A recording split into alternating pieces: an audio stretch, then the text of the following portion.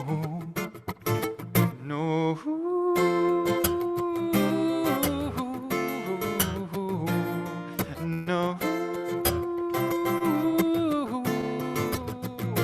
Yo. In this life of ours, how will we use our hearts? I'll rename Being myself. human's heart. How's that sound? Beautiful. Beautiful. Oh, I love it. I was looking for beautiful, so I'm glad that you said beautiful. I was like, he might say good or nice or great, but I was really Tony's here. Tony is here. Tony's the man. Oh, nice. Tony's the man. Well, then I'm glad that Tony's here. Tony, thank goodness you're here. Patrick's here.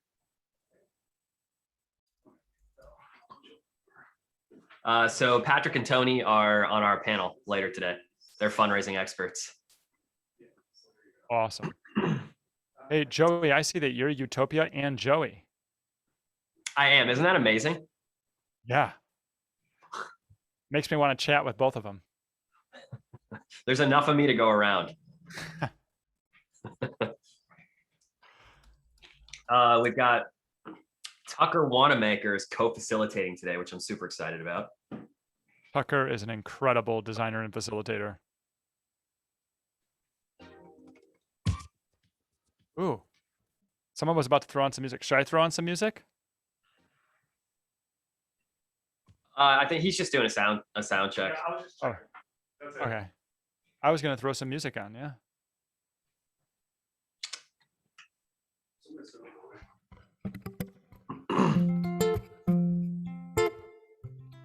It is on the calendar, Matt. You're also invited to it. Hey, I don't know which.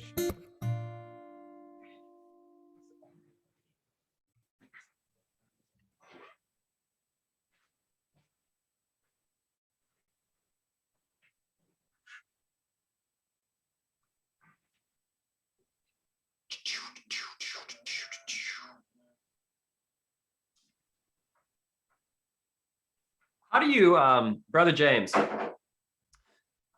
in exchange, you guys sort of went on about showing up with proper Zoom etiquette, and that means that showing up on time is actually late.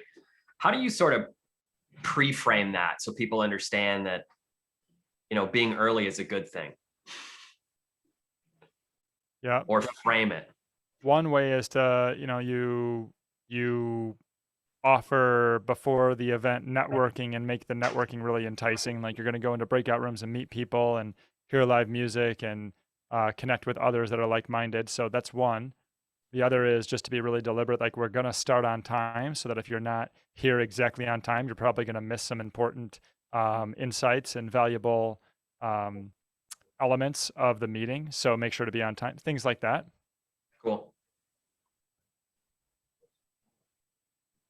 Appreciate it. Yeah. Hey, Jordy. I'll be right back. I'm listening. I'm here.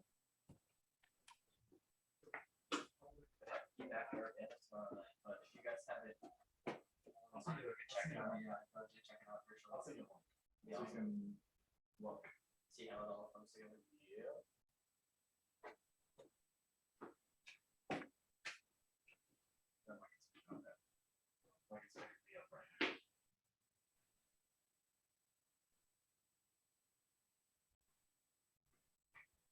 I mean, there's nothing you can. Which one is it? Is there? No, it's third. Second one, third channel. This one right there. Yeah, I mean, it's fine. It's at the right level. That works. That's your mic. Yeah, that it's picking up. Well, that's actually the road.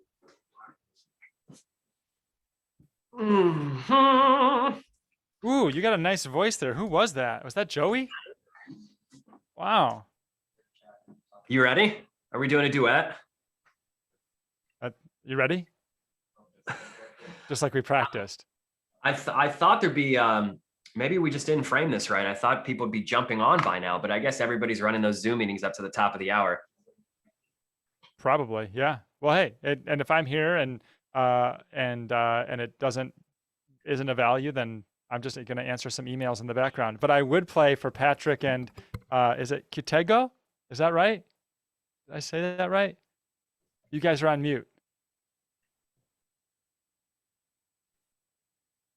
Unmute. Hey, Jordy, you got to let people in. You did say it correctly. Oh, wow. Sorry, I'm trying to send that email out. Nice. Tucker, what's up, brother? Hello, brother James. Oh, it's so good to see you. It's been like a couple of weeks since we've collaborated. Boy, I miss you. Bro. Miss Oh. you too, friend. Good to see your face. And y'all's too. Yeah, you guys are great too. Tucker and I are twinsies, if you can't tell. Although there are many days I wish I had a nice head of hair like Patrick does. That was very nice. Oh, you're muted. I want to hear what you have to say.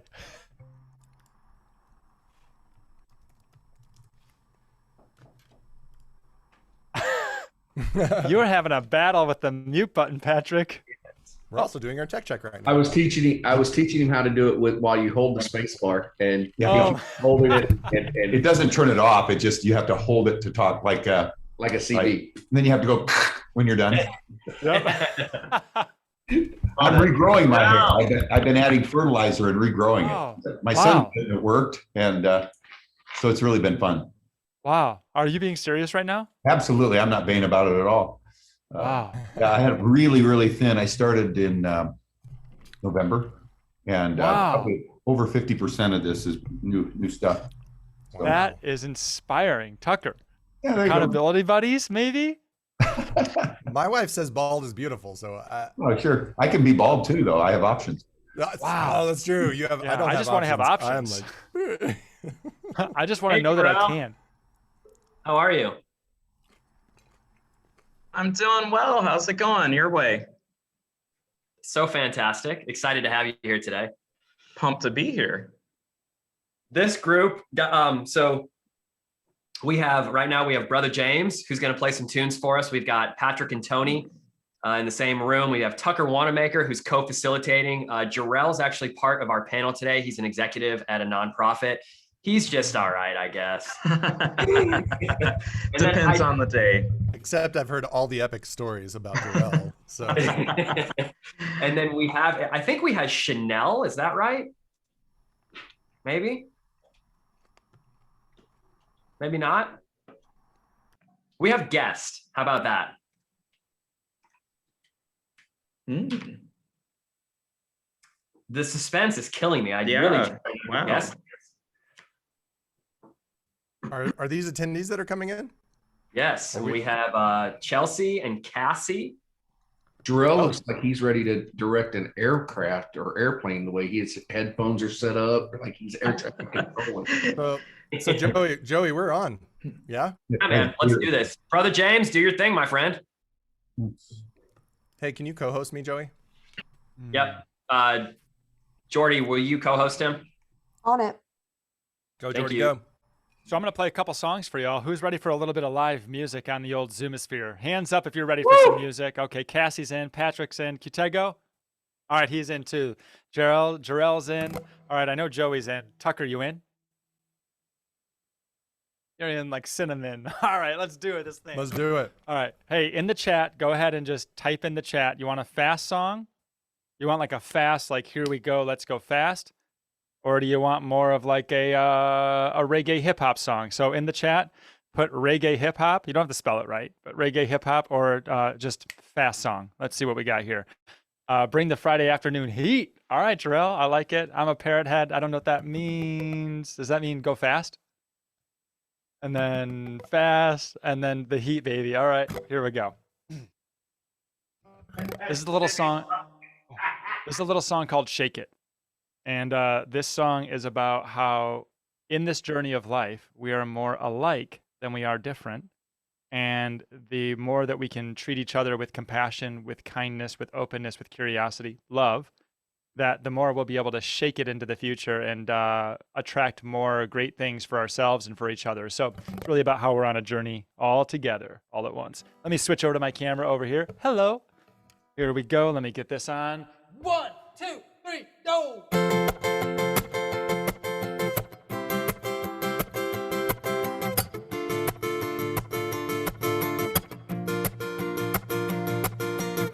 I got a feeling, you and me, we're looking for the same things, searching for some meaning about this life.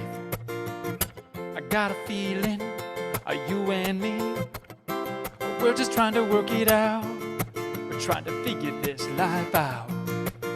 What living good is all about. Well, come on, grow with me. Well, all we gotta do is just to water good seeds, put them in the ground, give them some love. When things are getting rough, you know our roots get tough. Shake it with me, we are free. Shake it with me, we can believe. Shake it to the left, shake it to your right. Shake it through the darkness and step into your light. Shake it with me, we can be. Shake it with me, we can be the change that we wanna see. Shake it to the left, shake it to your right. Shake it through the darkness and step into your light. Well, come on. All right, in the chat, go ahead and type one thing about today that you're grateful for. What's one thing about today that you're grateful for? It's up to you and me to choose what we will do. We got nothing to lose and nothing to prove to anything or anyone. So come on now and have some fun. It's time to spread a little bit of love on everyone. But we can make a difference. There's different ways to deliver it. Look inside and we will find the beauty that we're walking with. Shed your snake skin, let the light in. Here we go, well, come on now, get ready to begin. Come on, grow with me. Well, all we gotta do is just to water good seeds, put them in the ground, give them some love. When things are getting rough, you know our roots get tough. Shake it with me, we are free. Shake it with me, we can believe. Shake it to the left, shake it to your right. Shake it through the darkness and step into your light. Shake it with me, we can be. Shake it with me, we can be the change that we wanna see. Shake it to the left, shake it to your right. Shake it through the darkness and step into your light. Hey, bro! Woo! All right, in the chat, go ahead and type in, where are you zooming in from? Where are you zooming in from? Where you gonna zoom in from? Zooming in, I'm booming. Well, here we go now. We're gonna get into the rooming. And now we're gonna rock and roll. Well, here we go. I'm gonna explode. Whoa, whoa, whoa. Singing in this life of ours. How will we use our hearts?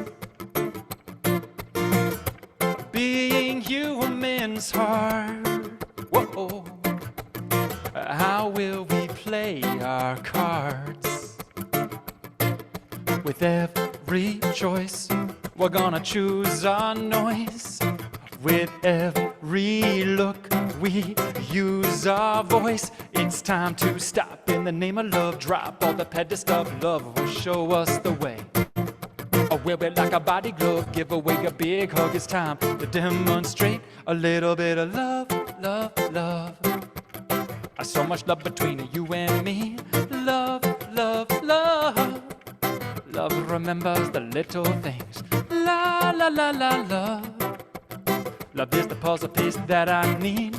Love, love, love, love. One more time around, yo, yo. Cause I'm singing, shake it with me, we are free. Shake it with me, we can believe. Shake it to the left, shake it to your right. Shake it through the darkness and step into your light. Well, shake it with me, we can be. Shake it with me, we can be the change that we wanna see. Shake it to the left, shake it to your right. Shake it through the darkness and step into your light. Woo! If you're just joining us, oh, thank you. I heard some whistling. I saw some clapping.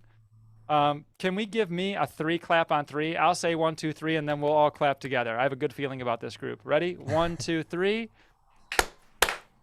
Oh, you see that? Everyone just jumped on. We're already synced up. We're already synced up. Do we got time for another song or so, Joey? Yeah, let's do one more. One more song. Okay, this is a song. It's a song that's near and dear to my heart. I'm gonna put the old guitar away. Put this over here. Okay, I feel good about that. I'm gonna grab my other microphone over here, which sounds check. It's almost like that one. This was one's a lovely. fun microphone. This one allows me to move around a little bit. I got a song called Come Together. Today is about Jennifer McDowell. Hello. Nice to see you. This is a song about coming together and enjoying the time that we have today to learn from Joey and his team.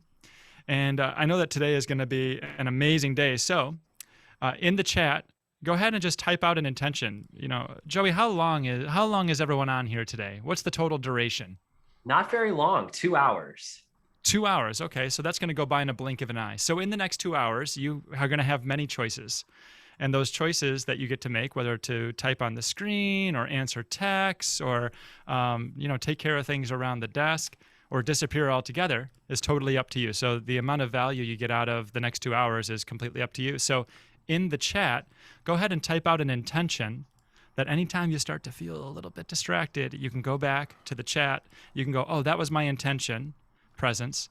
And it just brings you right back to the present moment. Maybe it's curiosity. So go ahead and type in the chat, what's a one-word intention or a sentence that you'd like to claim for today? This is a song called Come Together. That's right. All right. We're making time to fill it up. What we focus on expands, and we're focused on love. Something to love is the simple stuff, like connecting with my family under the sun. Ups, downs, highs, lows, listen to this moment show what it is we need to know. Let go, feel the flow, let go of the ego. Breathe the air, you breathe it slow. Let us come together, let it be forever.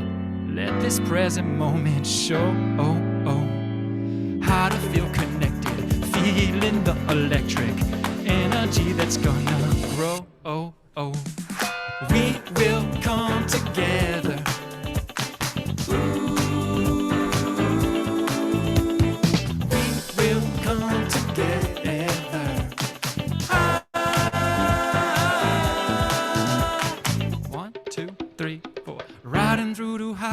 And the lows, no matter good or bad, like a river will flow. Visualize the future, your seeds will grow. We're gonna leave a legacy that will feel like home. Ups, downs, highs, lows, listen to this moment show what it is we need to know. Let go, feel the flow, let go of the ego. Breathe the air, you breathe it slow. Let us come together, let it be forever. Let this present moment show how to feel connected, feeling the electric energy that's gonna grow. Hands up. We will come together. Hey everyone, can we go like this? We will come together. So we're about to get going, and before we get going, let's take a couple smaller deep breaths. Up to you. On the count of 3, a deep breath in. 1, 2, 3. Go ahead and let it out. No matter where in the world you are from, we all live under the sun. We can come together as one. Together the answer is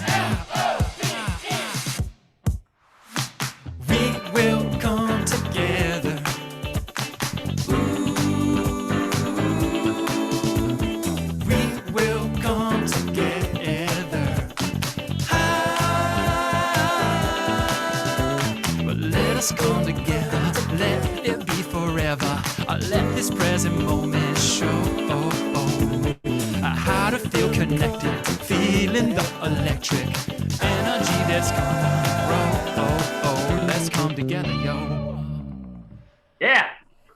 Joey, thanks for having me. Hey, everybody. It was really a pleasure to be here to hang out with you. Joey and I go back 5-6 years, and he invited me to come to the event to bring a little bit of music, and it's always a pleasure to hang out, Joey and Utopia team. And anytime I get to see some fellow exchangers, Jennifer McDowell and Tucker Wanamaker, twinsy, it's always a great day. So I'm going to hand it over to Joey. Thanks, everybody. Make it a great day.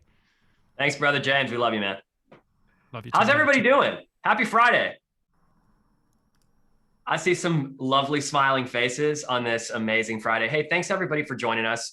We don't have a whole lot of time today, but what we do want to do by the end of today is have you dancing into the weekend. So that is the intention for today.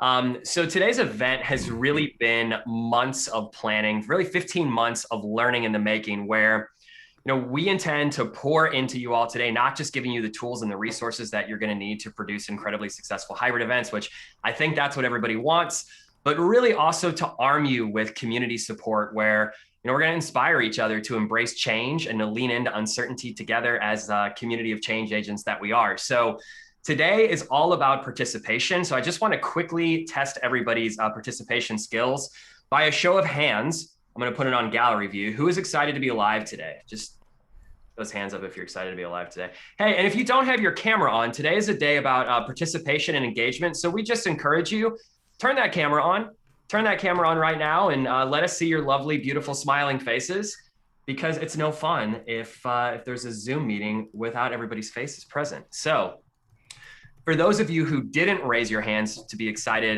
to be alive today, we have another workshop after this one. You may want to stick on and we'll coach you through that. So first, before we dive into the framework of the day, we're going to do a quick exercise with my dear friend Tucker Wanamaker. Many of you can see his box in the screen somewhere. And after that, we're going to have a panel of incredible nonprofit executives that are going to join us. And we're going to discuss fundraising, stewardship, cultivation, attendance, and execution, specifically in a hybrid world. Then after that, Tucker and I are going to do a Zoom side fireside chat, answering all your questions on hybrid technology specifically. Just want to honor those of you too that submitted your questions before today's event. But if you didn't have a chance to submit a question, just go ahead and at any point when something comes up and you have a question for us, just drop it in the chat and we'll make sure to address it at some point today. And so after Tucker and I do our Zoom side chat, we are going to be joined by Patrick Hazing and Tony Thornhill. And Patrick and Tony kill it. So Patrick's the specialist for Qtego. They are the leading hybrid mobile event bidding platform in the world.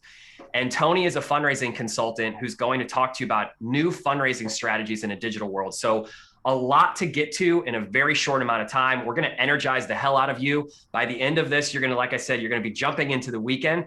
I would encourage everyone to pay attention. There's so much wisdom and value that's going to be exchanged today.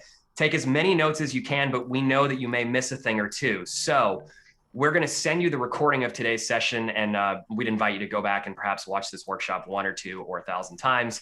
And I just want to mindfully reiterate that today's workshop will be participatory. This is not like other webinars where you can detach, disassociate, disengage. Really, the more interactive and engaged we are, the more learning there's going to be as a result. So let's get to our first guest, Tucker. Tucker is amazing. And friends, you may not know Tucker, but dude, I'm so fortunate. Everybody's so fortunate. They're going to learn a ton from you today. You are a light in this world. You're an incredible soul, a brilliant creator. Of course, you're a human dedicated to service and giving back to nonprofits. Tucker his mission is huge on this planet. He's the co-founder and chief impact officer of Thrive Impact. And they're a consulting organization that is designed to help solve the nonprofit leader burnout problem. Tucker has over 10 years of experience in the nonprofit space, both as an executive and a consultant. And in addition to that, he's scaled his own nonprofit startup to over $1 million of revenue in the first 12 months, which is amazing. But I think the most profound and incredible thing about Tucker is how he shows up for people. And how you're showing up for us today, man. I was a guest at one of your workshops 2 weeks ago, and I was so blown away by how you lead nonprofits. I asked you to come spend some time with us here today. And so here you are. Friends, I'm sure you're as excited as I am. I encourage you, lean in, buckle up for the beginning of our 2-hour journey. Tucker, take it away, man. Oh, Joey, what a thoughtful way of introducing me. I'm grateful. I just want to appreciate you, Joey, just your energy and your spirit, like to drive and to really find great ways for people to create such impactful events, not just events, but impactful events. So appreciate you, Joey, and for allowing me this honor to be here with all of you. Who on here is in the nonprofit space? Are you all nonprofit leaders? Who are all of you? Yeah? So, anybody experienced nonprofit burnout before? Just curious. Anybody ever? And I'm raising my hand, by the way. I'm one of those people who has been in the depths, in the trenches. I used to be the head of fundraising for a nonprofit called Youth Service America. I worked at Ashoka for a while. I worked at Character. I've been in the depths and the trenches of nonprofit spaces. And I heart all of you people. I just want to share that with you. And so today we're going to have fun. As you can clearly see, and Joey mentioned it a few times, we kicked it off with Brother James. Today is going to be interactive. Who here has been on a few too many Zoom rooms than you'd like to admit over this last year? Who in here has been on Zoom rooms that you wish you were somewhere else? Anybody? Yeah. Who actually was somewhere else? No, that's all right. Hey, this is a judgment-free Zoom room. It's okay. You know, where you were actually somewhere, you're like turned off your camera. You're like, oh, I'm elsewhere, not at the meeting. You know, it's okay. No worries. Well, today, what's been awesome about the experience that we do and that we've been a part of, and Jeremy even mentioned this earlier about Exchange, is that most of the Zoom rooms that we're in are full of life and joy and connection. One of the things that we've learned in our research around the neuroscience of how people work, and this is a great book, by the way, if you want to check it out, if you want to be greater leaders, is Leading Well from Within by Dr. Daniel Friedland. He is a neuroscientist who really merged the world of neuroscience and mindfulness. And how might we be conscious leaders? And what he shared was when we're able to connect with each other, that literally in our brains, that if we're able to be in the space of connection and belonging, it actually improves our ability to create better strategies. Because how many of you are on here for strategies around hybrid events? Is that why you're all here today? I'm guessing, right? That's what the event is for. If you're not, well, hey, have a great time and hopefully you get something out of it. But this is going to be all about hybrid events. But what we want to tap into is that when people are able to connect with one another, as well as with themselves, in stories that actually ground you, it creates better learning outcomes for you as well. Because I'm guessing that, I don't know if you knew this, but the psychology of learning is that if you're in a lecture style situation where somebody is just talking at you for 2 hours, you actually learn about 10% of what came in. But again, I'm guessing, raise your hand. Did you come here to learn today? Did you come here to learn? Did anybody come here to learn? I hope so. I'm guessing you did. Because that's the journey that we're all on. We're on a journey of learning. And so I have one quick tech thing I want to mention. Joey showed you about the gallery view. If you want, there's 2 things in Zoom that are helpful for participation. One is knowing how to switch your views if you need to. It's that little button up in the right-hand corner called View. You can go to Speaker and Gallery. Just know if, we're going to be doing spotlighting just like I'm spotlight right now. But the other thing that's really important is who has a reactions button on their Zoom screen? Even if you're on an iPad, you should have one too. There's a little reactions button. There we go. Jennifer's got it. Jarrell's got it. Show us your best reaction. What are you feeling best? What reaction really shows you who you are right now? And I'm going to put a heart because, that's just me, I guess. Go and put your reactions up there. What kind of reaction? Oh, Jarrell's having a party. So is Jordy. There we go. I love it. Nicole, you're feeling the heart. So the reason why we say that is use those. As you hear things that resonate, this is helpful for the speakers and the people that are teaching. This is actually also helpful for each other. Right? One of the things that we've learned is that we are not self-made, we are community-made. And when other nonprofit leaders just like you can see each other resonating with things, that actually helps you too, by the way. So show resonance both by using the reactions button. And then the last thing that we have, which is the chat box. Who in here has used the chat box? I know some of you already started putting stuff up in there. But use that chat box. If something resonates, say, oh, wow, that was really good, or really appreciate it. Or even if you want to go to a next level pro tip, is go to the level of actually what Jennifer just did. Jennifer, thank you for doing what I was about to ask people to do, which is a next level is actually putting some things that really did resonate with you and putting, I owe you the $20 later, Jennifer. That was great. All right. So what we're here to learn today is we're here to learn. I'm guessing if you're a leader here today, that you're a nonprofit leader, you're a CEO, you're an executive director, you're a development director, you're somewhere in that space, I'm guessing, and you're here to potentially do a few things. Is increase your revenue. Give me a thumbs up on the reactions button if you're here to learn how to increase your revenue. Thumbs up if that's you. And if it's not you, that's fine. I'm just curious. I'm kind of getting resonance here. How about how to help your donors feel more connected to your mission through your events? Is that a thumbs up for some of you? Okay. How about knowing how to, some of the nitty gritties and the tactics of how to leverage virtual and in-person tools? Anybody? Give me a thumbs up or a party or a heart or whatever. There we go. Patrick, I love the heart there. That was good. Okay, cool.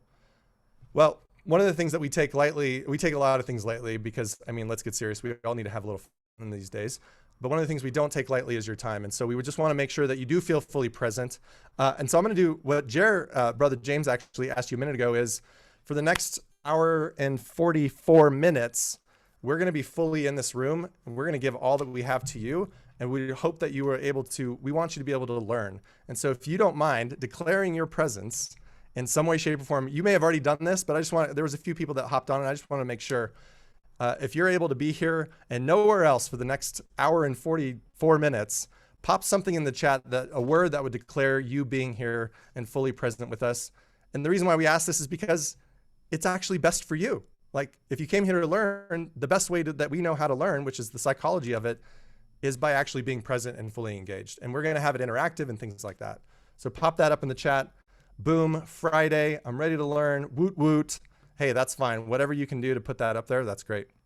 All right, I'm going to share the two dance move that goes with the woot woot. Oh yeah, is there a dance move, Casey? You got a dance move for us, Casey? Yeah, there we go. Oh yeah, a little shimmy. A little shimmy's fine. That's great. All right, I'm going to go real meta here with you for a minute, if that's okay. And that's in trying to understand a little bit of what this is going to lead us into a first activity that we're going to have you do, because we actually want you to interact with one another. And so what I'm going to do is I want to share just sort of a meta framework, if you will, about what the heck has been going on this last year in general. And you should have in your workbook a little graphic that looks like this, although this is one that I'm going to fill out because I like to draw for people. And by the way, I want you to notice as we're going along, the little interesting tools that we are using to actually create a good event. We had live music, by the way. I'm about to draw you a picture where you can see my hand. These are all little tools and little nitty gritties. I'm kind of like peek behind the scenes for you to say, oh, interesting. Oh, that's nice. Jot those things down. That's going to be really important around your hybrid events, around how do you create an engaging and impactful environment. But one of the things that we talk a lot about in Thrive is that our world is changing faster than we're prepared for. This is actually a graphic that came from a guy. Whoa, somebody's calling me. On my iPad. I got to turn on the do not disturb. That's what I need to do. There's a guy named Astro Teller who talked about, and this is, by the way, pre-pandemic, and he said the rate of change and our ability to adapt to it, that our ability to, the rate at which it's happening is happening on this exponential curve. The world is changing around us at an exponential way, but our ability to adapt to it has tended to be a little more linear, if you will.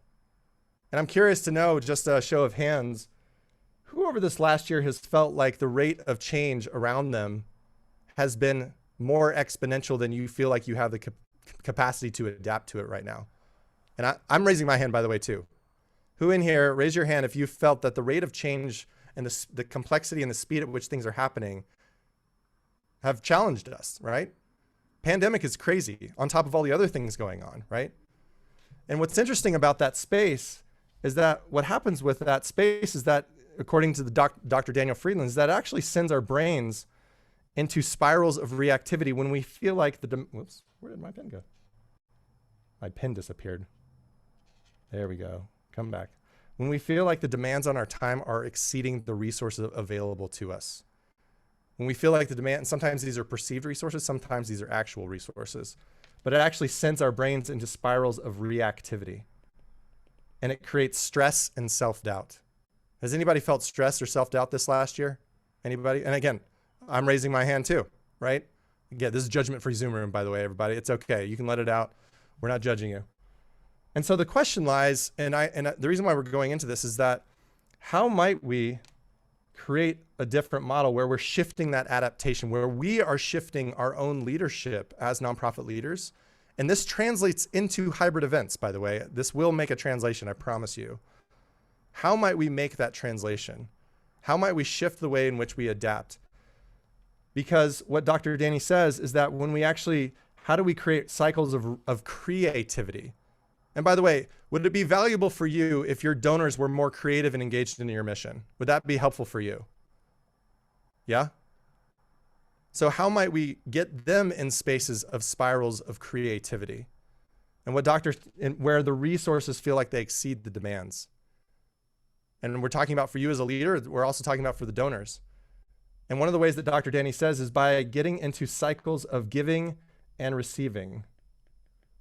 One of my goals in this world is to never let a donor feel like they're an ATM machine again, because that steals their joy. And it actually, by the way, steals your joy too. And how might we get in cycles of giving and receiving with our donors where they're actually giving and receiving with each other? And really what I'm talking about is real community.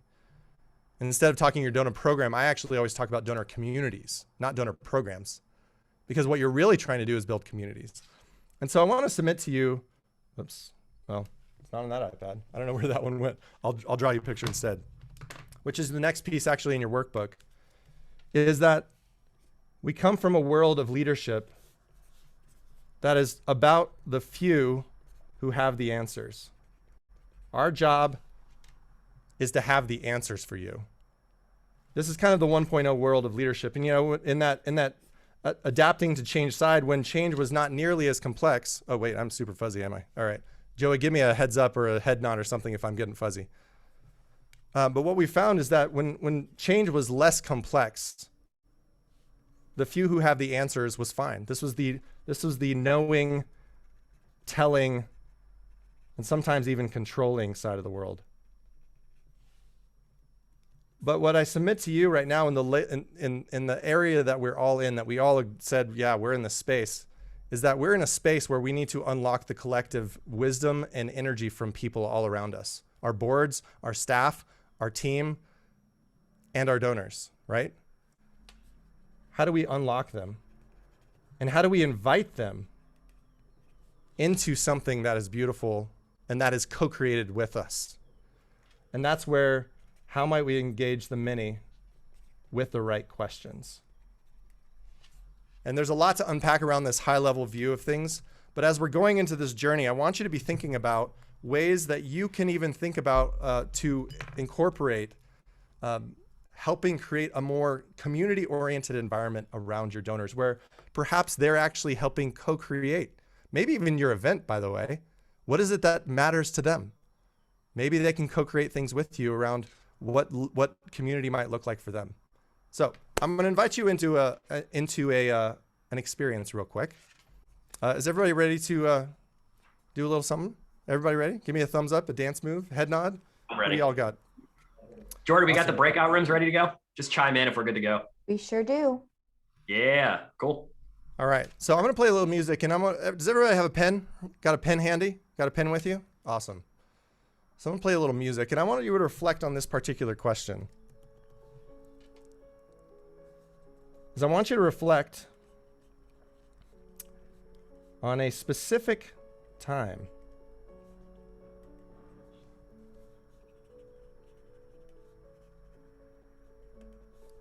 when you've had an impactful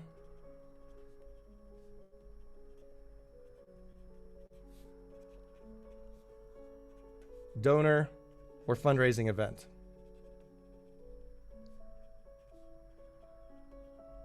And I mean personally impactful for you.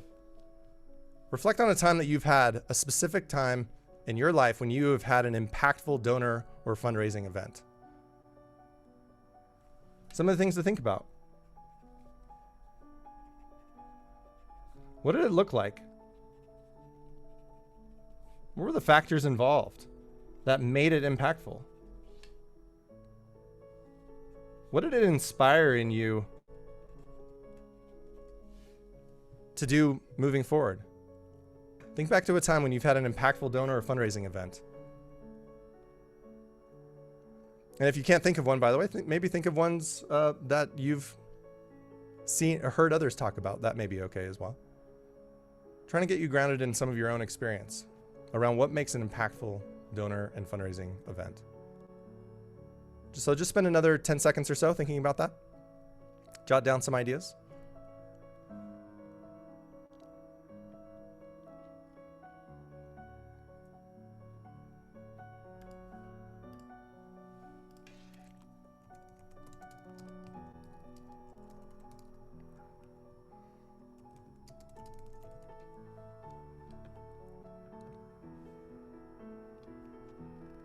All right. And when you're done, just give me a thumbs up. Feel like you've got some good ideas, good thoughts. It's like Millicent, look, you're hard at work over there. Yaniqua, Nicole, Karen, y'all are right. Y'all are thoughtful people. I know. I love it. Awesome. All right. Let me give you a little bit of instruction. Here's what we're going to do. Who in here has been in a Zoom breakout room before? Who's been in a Zoom breakout room before? Okay. Most of you. Okay. No worries. So for some of you, this is going to feel natural. It's a normal breakout room. We're going to send you in a room of 3 people. For some of you who are newer to breakout rooms, I promise the people in there won't bite. It'll be nice and easy. It'll be straightforward. So basically, here's what we're going to do. We're going to go into groups of 3 where everybody gets a chance to share. The steps here are literally 1 minute to share. So this is, by the way, not your TEDx rehearsal talk or anything like that, right? Just share 1 minute, real succinct. That would be great. The other thing is too, is I want you to notice and appreciate what others shared. Maybe something inspired you. Maybe they said a factor or a strength that came out of their story that you noticed and you wanted to write down.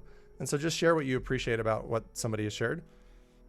And then we're going to come back out into the main room, and here we're going to have you put some of those ideas in chat that you shared and that you learned, but also open it up for a few voices. So I want a few of you to be thinking about sharing just what you appreciated or learned in that group of 3.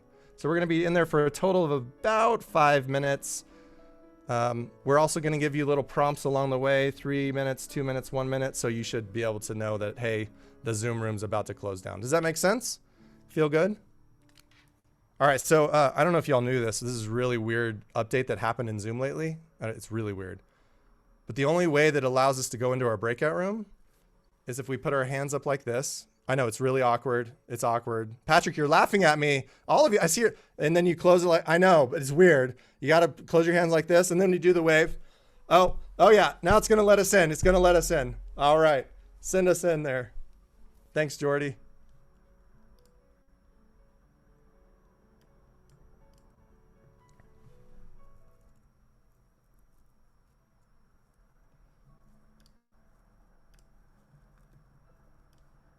Oh, yeah.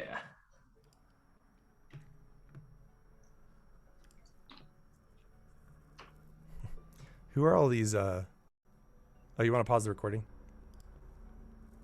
Coming back. I didn't get the music ready. I wasn't. Oh, no. Yeah, they put me in that queue, and I'm like, oh, it's cool. Hey, everybody.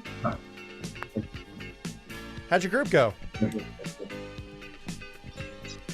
Well, we have everybody else popping in here in 5 seconds, so the floodgates will open. Here it comes. Here it comes. Patrick, I'm taking it Yeah. upon myself to claim the title of Mute Patrick. So I gotcha. Hey, everybody. Welcome back. Welcome back. How was your group? Give me a thumbs up. Everybody's watching, so maybe you should give you a thumbs up. We don't want anybody to be awkward. Just kidding. Was it delightful to go in and just connect for a minute? Hopefully, maybe. Any good stories? Well, let's do this. I'd love for you to pop in the chat. What's one thing you noticed? What are some strengths, some of the factors involved in impactful donor and fundraising events that you maybe learned, or maybe just something, maybe you want to send a love note to one of your partners in your room. Say, hey, thank you so much for being awesome. Pop that in the chat real quick. I'd love to see what kind of things you learned while you were in there.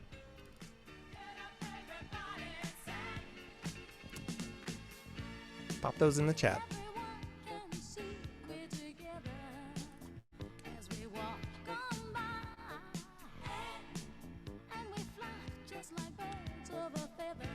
We all experience similar things in the fundraising world. Thanks, Cassie. Storytelling is key. Ah, Karen, thank you. Joey. Thanks, man. Yaniqua, love talking and found out many of our groups encounter the same issues. Isn't that interesting how we all start realizing, one, we're not alone in this world, first of all, right? And that other people, I love that. That's definitely a theme I'm seeing. Connecting with donors on their why rather than just being about what they can give. Oh, Kayla, yes, yes, and yes.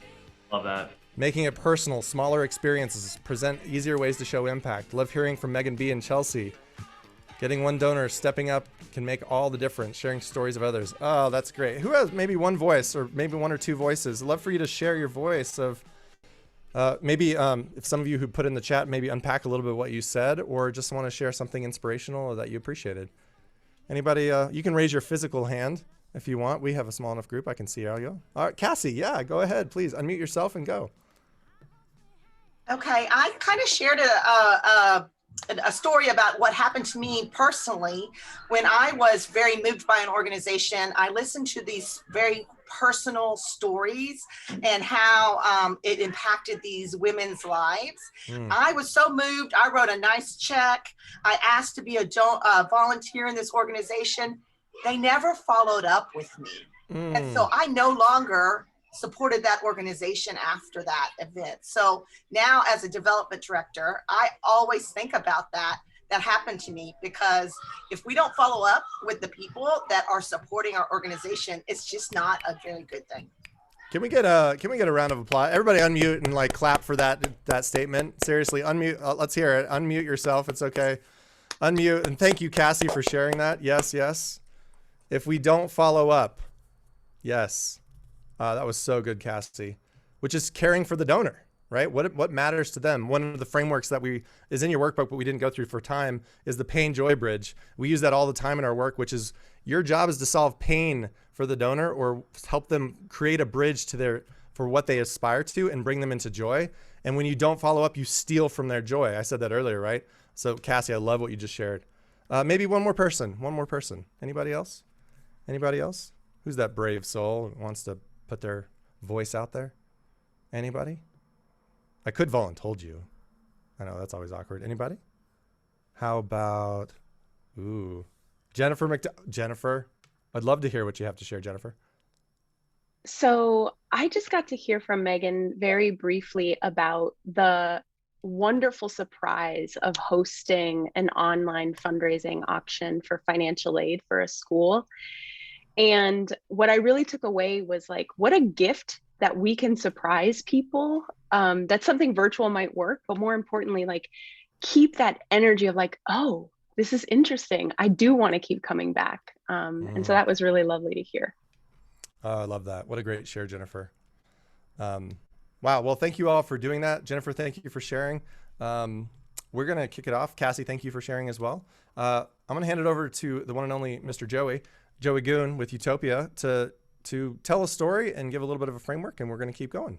Joey, you're up, man. Thanks, man. Tucker, awesome. Hey, can we just unmute real quick and give a 3 clap for Tucker? Ready? Here we go. I forgot the 1, 2, 3. That's okay. Yeah, I didn't do the countdown. It's because we're short on time. All right, cool. So I just want to quickly share a story with you to get everybody sort of grounded in empathy for the day, because I think when we come from an empathetic lens, we do our best learning. So I want you to imagine a woman walking her dog in a suburban neighborhood, and she passes by a sign. And this sign says, "New construction, beautiful building coming to your neighborhood. Stay tuned for more information." Well, with childlike wonder and curiosity, she walks up to the first of 3 bricklayers. There's 3 individuals that are working on what is to be this eventual building. They're laying the bricks for the foundation. And this woman walks up to the first of 3 bricklayers and says, "Excuse me, what are you building?" And bricklayer 1 says, "I'm paying my bills." And so she shrugs it off and she walks up to the second of 3 bricklayers, says, "Excuse me, what are you building?" And that bricklayer says, "I'm building a building so people can gather here." And she shrugs it off and she walks up to the third of the 3 bricklayers and she says, "Hey, excuse me, what are you building?" And bricklayer 3, with awe and curiosity and passion and fire and devotion in his soul, looks up at her and says, "I'm building a shared workspace community. I'm creating a foundation of opportunity for the future of this country. Many ideas within these 4 walls will be actualized. A young woman will realize her dream of starting a new airline that makes commuting to see your family and friends even more economical. A nonprofit will be founded that eradicates loneliness. People will come together, inspire each other, sip on incredible coffee in our cafe, and believe together. That's what I'm building." And so the frame for today is really in the last 14 to 15 months, just a quick show of hands. How many of us felt like we're operating in a space of bricklayer 1 and 2? Yeah, no shame. And how many of us feel like we'd love to be in the mental space of bricklayer 3 all the damn time? I saw that smile out of Drew. Drew, love that. So We sometimes feel like the tasks that we're doing are out of alignment with our highest sense of purpose. And again, especially over the past 14 to 15 months. And we just want you to know today that that's okay. And that's why we're here coming together as a community.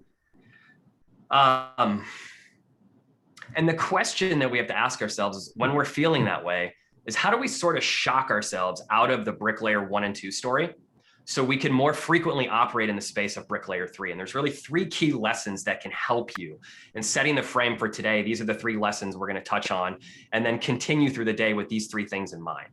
And number 1 is community. These are 3 C's. The first C is community. Before we embark on anything that's new to us, virtual, hybrid, a new career, a new passion, we must lay the bricks so we have a strong foundation of support.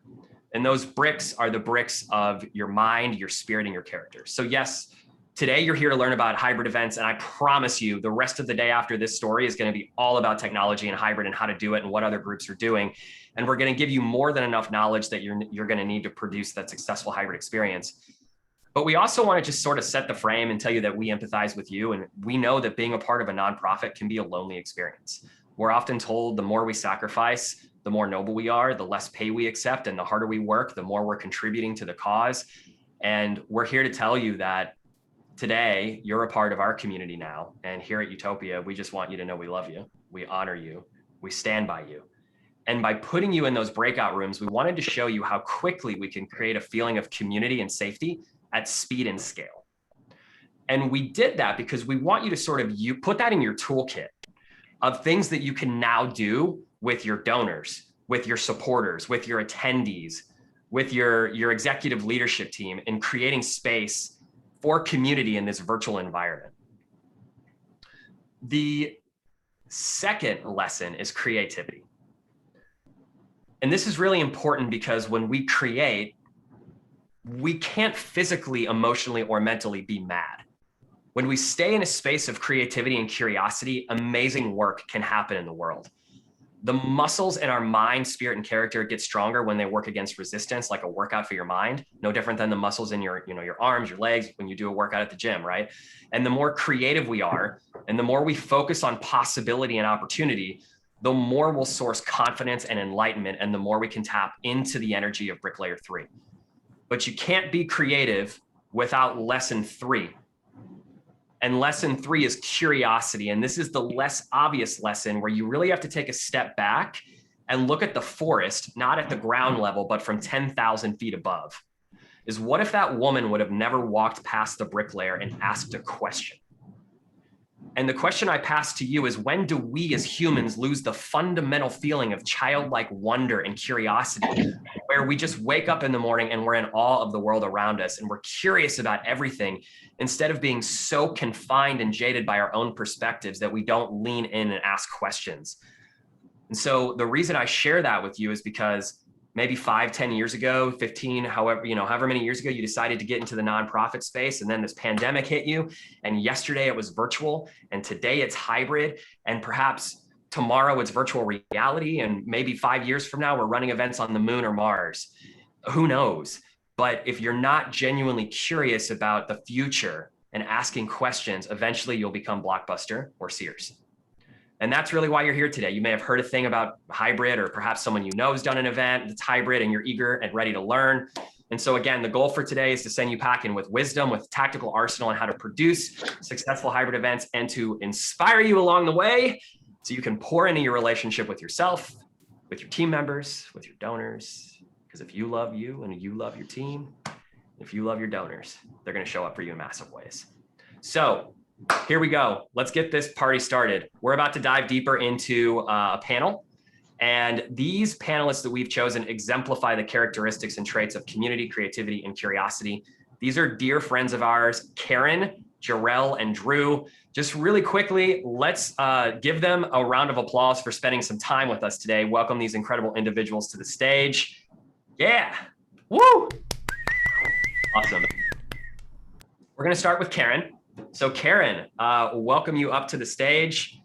So Karen Dickerson, my dear, dear friend, she is the Director of Development of Quest Academy.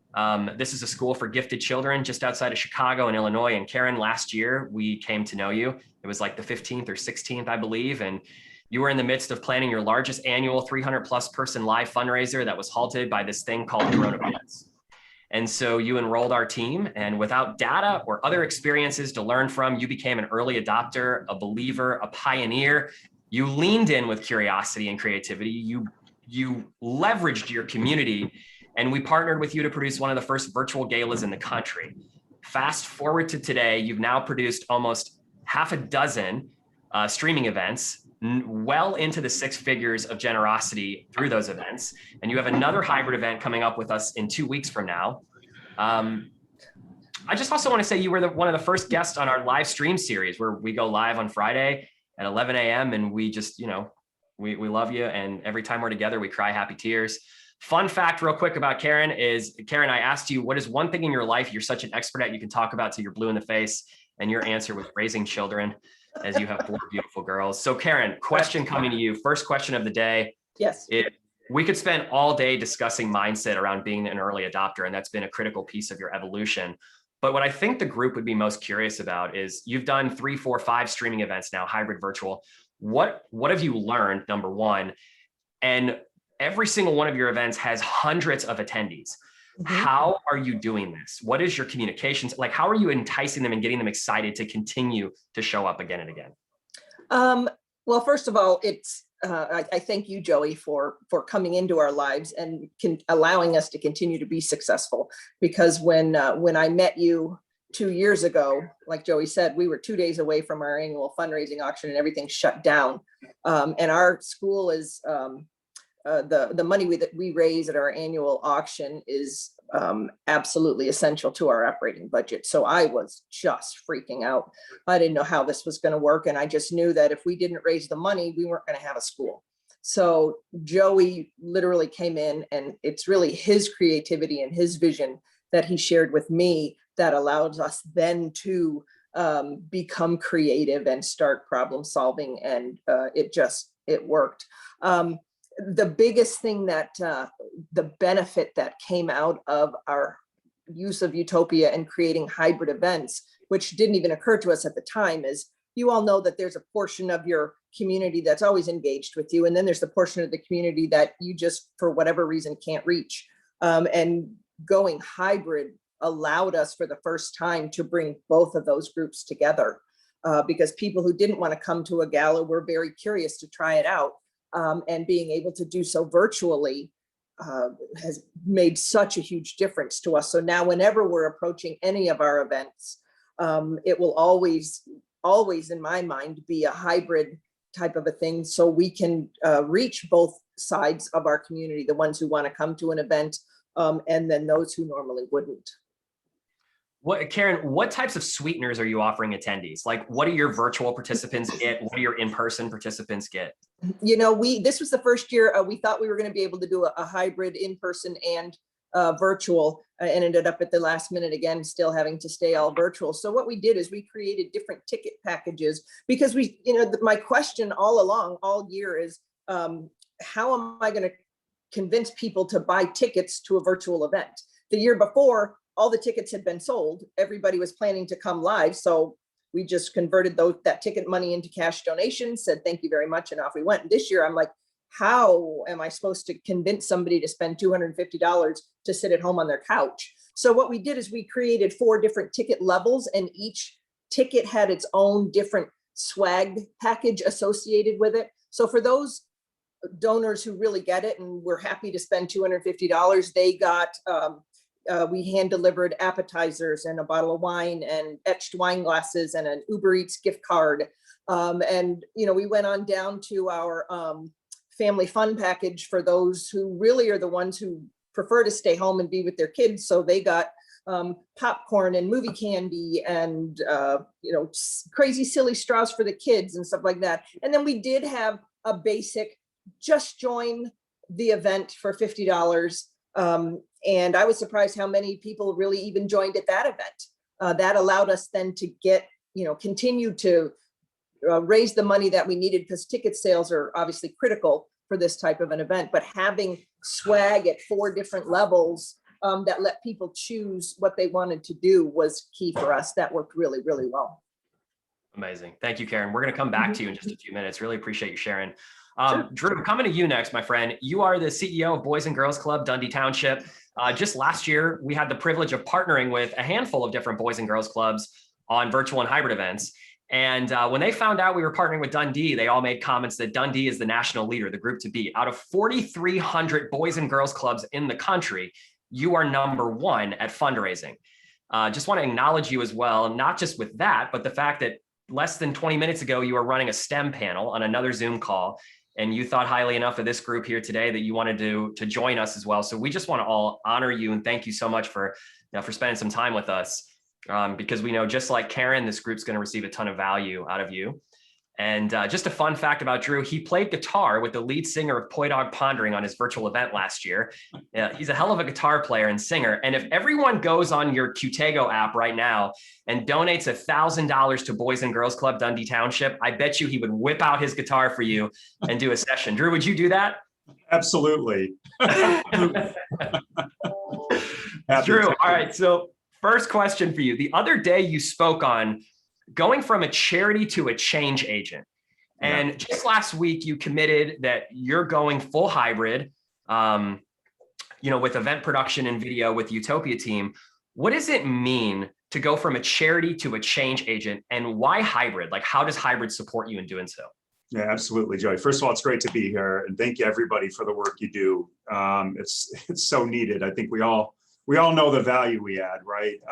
The important part, obviously, is getting it out there and getting the community to embrace it. And I really appreciate Tucker's comments about about community. And also, I saw Tucker's djembe and uke in the background too. So I got a kindred soul there, Tucker, because I'm also a percussionist. I love percussion. So full disclosure.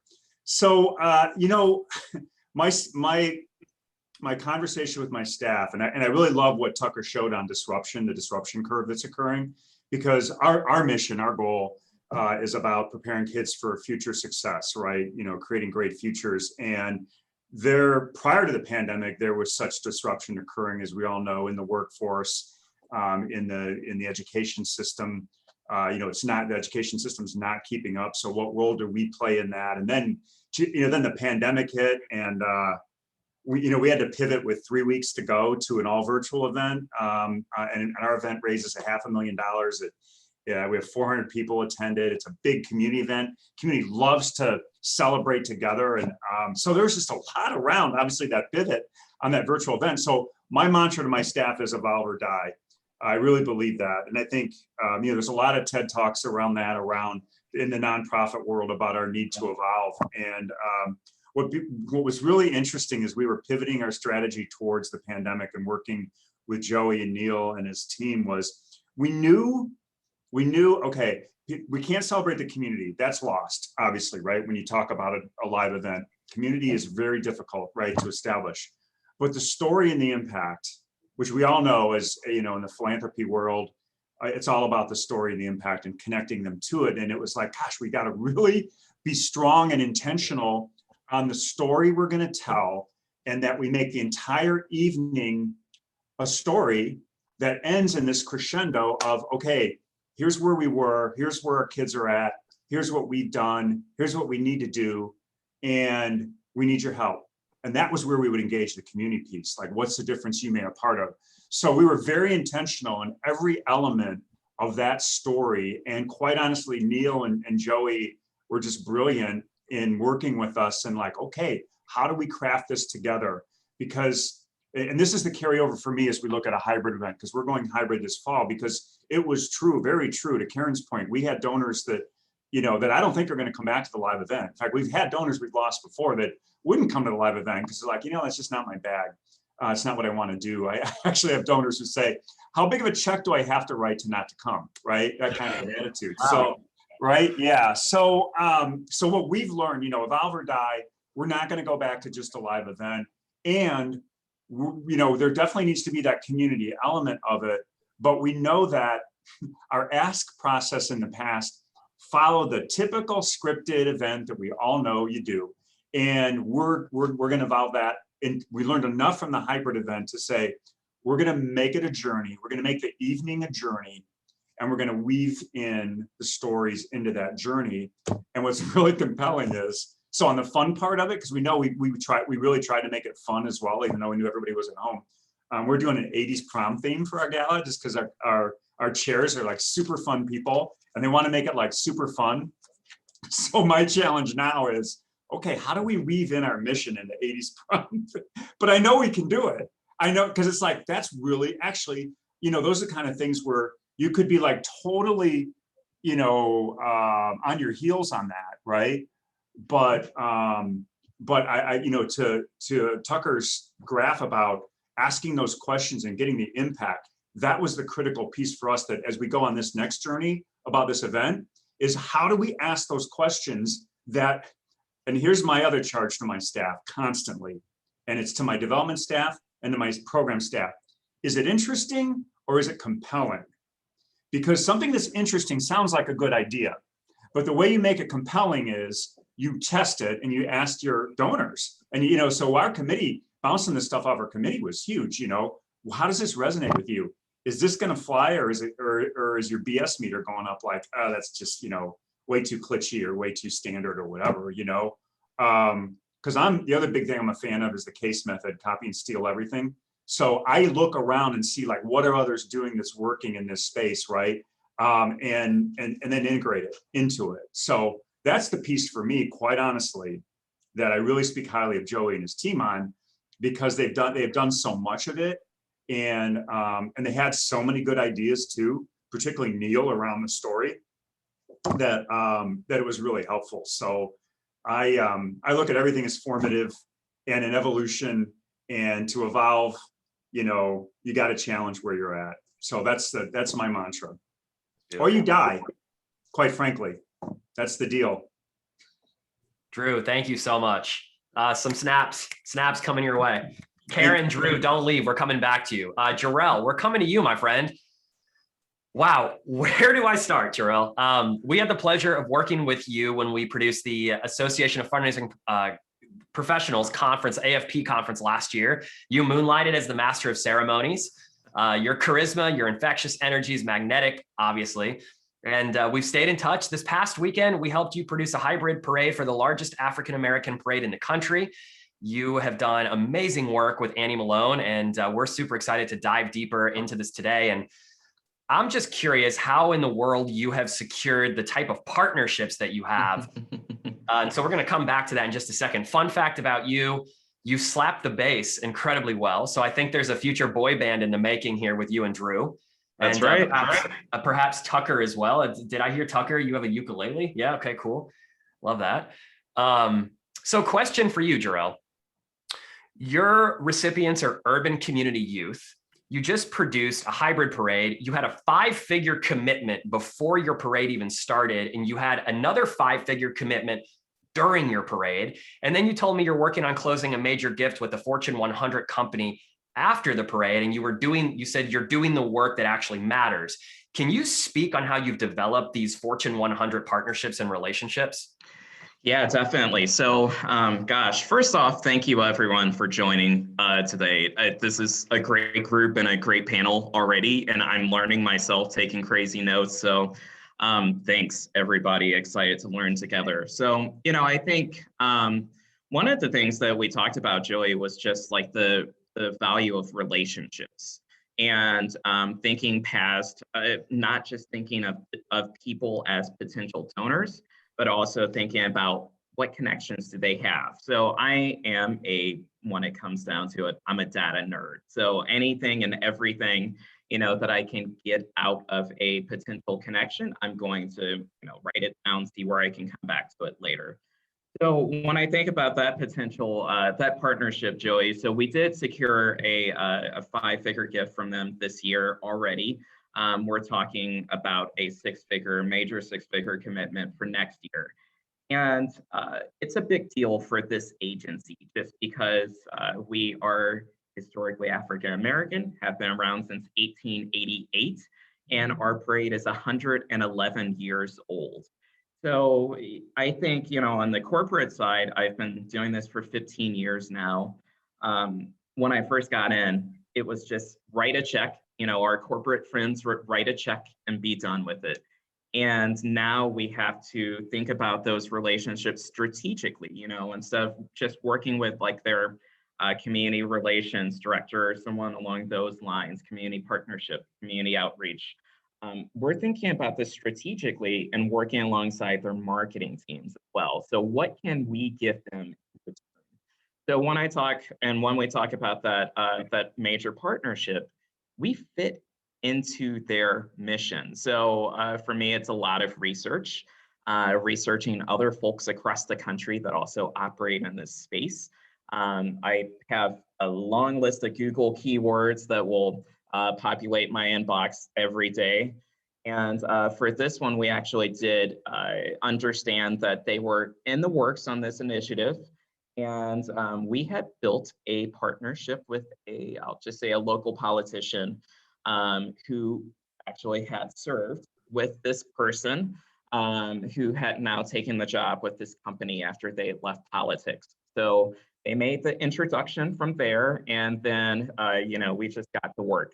And I put together a long proposal that showed how we could fit into their initiatives moving forward, but then also what can they expect to get out of this too? So here are some people who have supported us along the way, major names that are affiliated with your brand as well. So we really put a lot of work into making the case, but I'd say, none of these partnerships and these major partnerships would not happen without giving people a quality experience and without leaving them feeling good about the agency after they meet us. So it's relationships, really. Sure. Love that. Hey, we have about two to three more minutes left in the panel, Jarrell. First of all, just want to honor what you just shared with us. Thank you very much. That's incredibly valuable. And I see notes. I see many faces on the screen taking notes. We're just going to do rapid fire. Jarrell, since we already have you up here, we'll start with you, and then Drew will come to you, and then Karen will close out the panel. We'll move on to hybrid technology 101. Jarrell, I think this would be super important, just something that the group would find valuable. We talked about the analog donor versus the digital donor. And there's really two different types of human beings now in the world, right? And so analog are looking for patios on, nice books and glasses of red wine and watching sunsets. And digitals are consumers on demand, where they want things at their doorstep delivered within 48 hours. And they don't want to go to a 4-hour gala at the Ritz-Carlton. They want to join it online and then take their spouse out to dinner.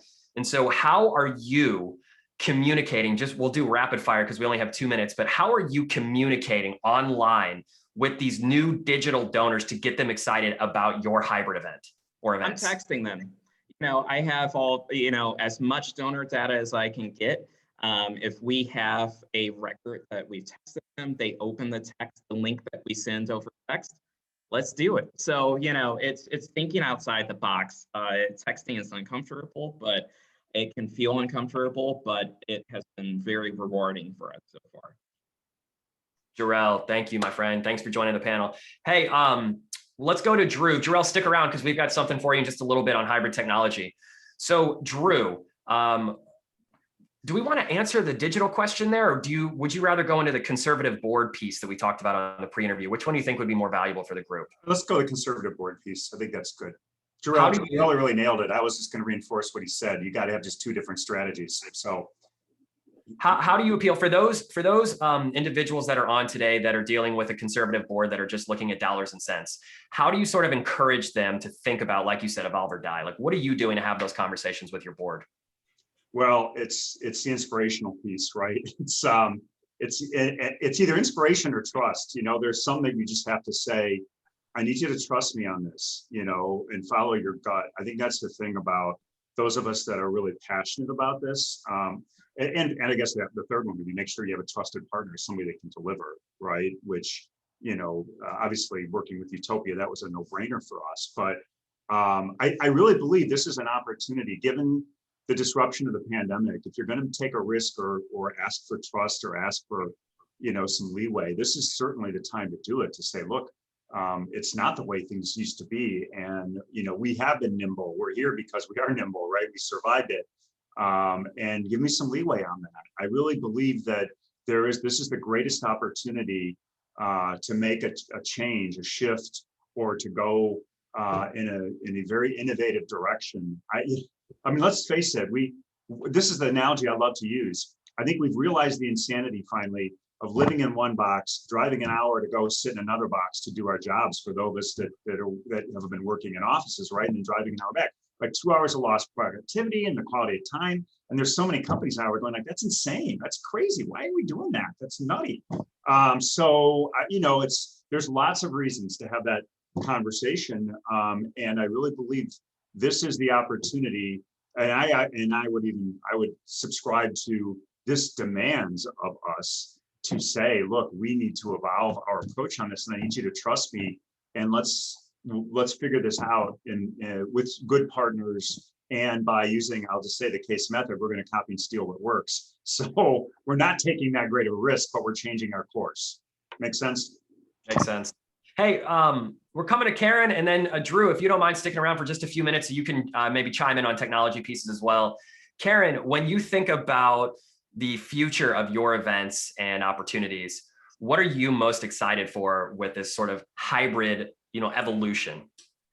The thing that, like I mentioned before, is just being able to reach all sorts of different audiences, not only for me as an administrator at school, not only our current parents and our alumni, but going hybrid and being able to be virtual puts us literally all around the world, so that our families and their extended families, their work colleagues all around the world, everybody can now jump in and be a part and learn more about our mission and why we're there and what we can do for gifted children. So that's the biggest takeaway from this hybrid event, is just really being able to reach a much larger audience.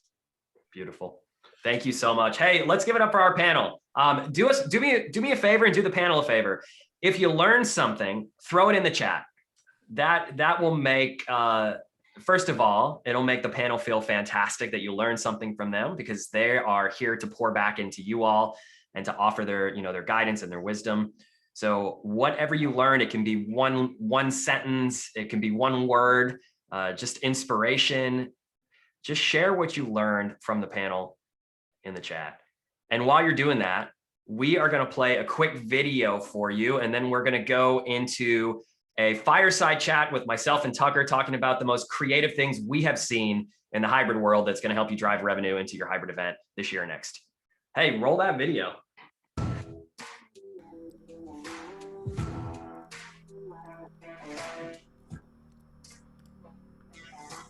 Well, welcome to everybody who's joining us virtually.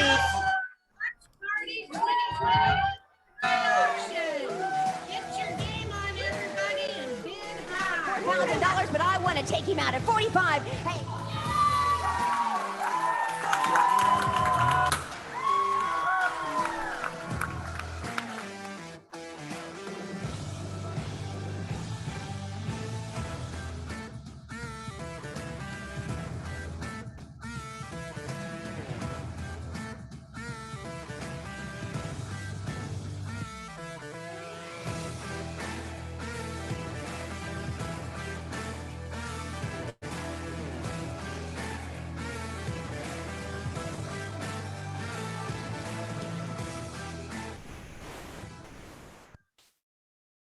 Oh yeah. All right, Tucker, let's do it, man.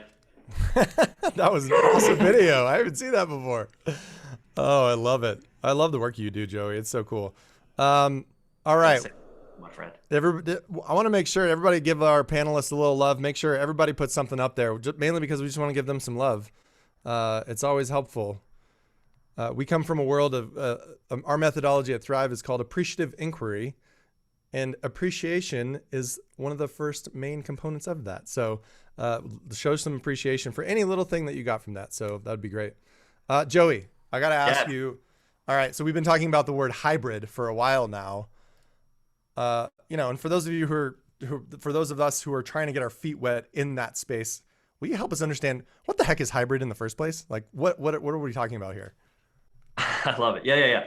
So simply put, simple explanation for hybrid in the way that you could communicate it to your donors and think about it with your board and your executive leadership team is it's a move from an event with a limited audience at a limited moment in time inside a contained space to designing for an infinite audience across time with no space constraints. And the beauty comes in the pre and post event outreach and offerings, because your opportunity with hybrid events is to graduate your audience, to use your event as sort of a platform to graduate people into an eventual funnel, which here at Utopia we call owned media. You own your own media, right? And you then offer those people in a funnel a series of services, product offerings, coaching, workshops like this, training, get your recipients involved, giving opportunities. And maybe we could unpack that more in more detail at a different workshop. We just believe that there will be two different types of nonprofits in 10 years. Those that are owned media companies that are doing what I just described, and those that don't exist. And so it's all about now creating your own ecosystem and monetizing it. And hybrid is literally the thing that we've needed for the last 20 years to sort of revolutionize the way we think about events, period. Man, I love that. That actually builds upon what Karen, you were sharing earlier about, you didn't use the word inclusive, but hybrid creates a much more inclusive as opposed, I love how you shared that, Joey, like that our old school events were limited, right? It's like whoever can make it, well, that's it if it happens to fit. We're creating a more inclusive environment by incorporating hybrid. What a great frame. So, another thing is that, earlier, Cassie, I know you had shared about follow-up. That was awesome. I know we're going to talk a lot about at the event type of space too. Like, what do we do at the space? But what do organizations need to be doing before their event? What does the before look like, either on the process or the program or the technical, but also from a donor side? What do they need to be building to lead up to the event? Sure. So I would say that it all starts with, this is from our friend Christopher Lockhead, and he says, thinking about thinking is the best type of thinking. It's so simple, but it's so profound. I would just start to think about all the possibilities that there are to create unconstrained opportunities to engage people. And so we've recently produced a handful of outdoor hybrid events ranging from parades to drive-ins, to drive-throughs, to regular galas, to tented parking lot type affairs. And if you're going to appeal to a digital and an analog audience, you might want to consider the tent option with food trucks and a beer truck to make things more hip, which will then attract a younger audience. And just keep in mind, you don't need the Ritz-Carlton type affair anymore to attract a polished and successful demographic. So I would just say the first thing to be thinking about is really in the initiate phase is your venue, the type of event that you'd like to have, how many in-person attendees is realistic, and what are the incentives for people to join. The second part of the phase, so it's initiate, then design, I encourage you to send out a survey and categorize and group your donor base. And don't send out a boring email, Google generic form. Have one of your recipients record a video and say something like, hey, if you're receiving this video, you're one of our most special donors and we love you. What if I told you that spending 2 minutes of your time on this survey today, click the link below, could save lives or benefit kids or adults or puppies like me? Click below. Just by doing so, you're changing lives. Boom, here's the survey. And in that survey, you can ask a variety of questions like, for our event on X date, would you rather join us in person at this venue or this venue? Would you like to join us virtually? Can your family attend? And that'll help you customize, different entertainment ideas, right? To know if it's a family event, maybe you do like a magician, which Opportunity Village, shout out to Unique. They did a magician last year, and I believe it was the first time that families could really get involved in the event from their living rooms, which is amazing. Think about what type of opportunities you have for the environment, what opportunities you have for entertainment. And then just one thing I want to add, what about doing an internal workshop like this with your board members or your A donors or your B donors or your key stakeholders to sort of help you co-create and design your future event experiences, giving them a feeling of ownership, like they're a part of the decision-making process, because then they're more likely to invite friends to get excited about it and then to support it.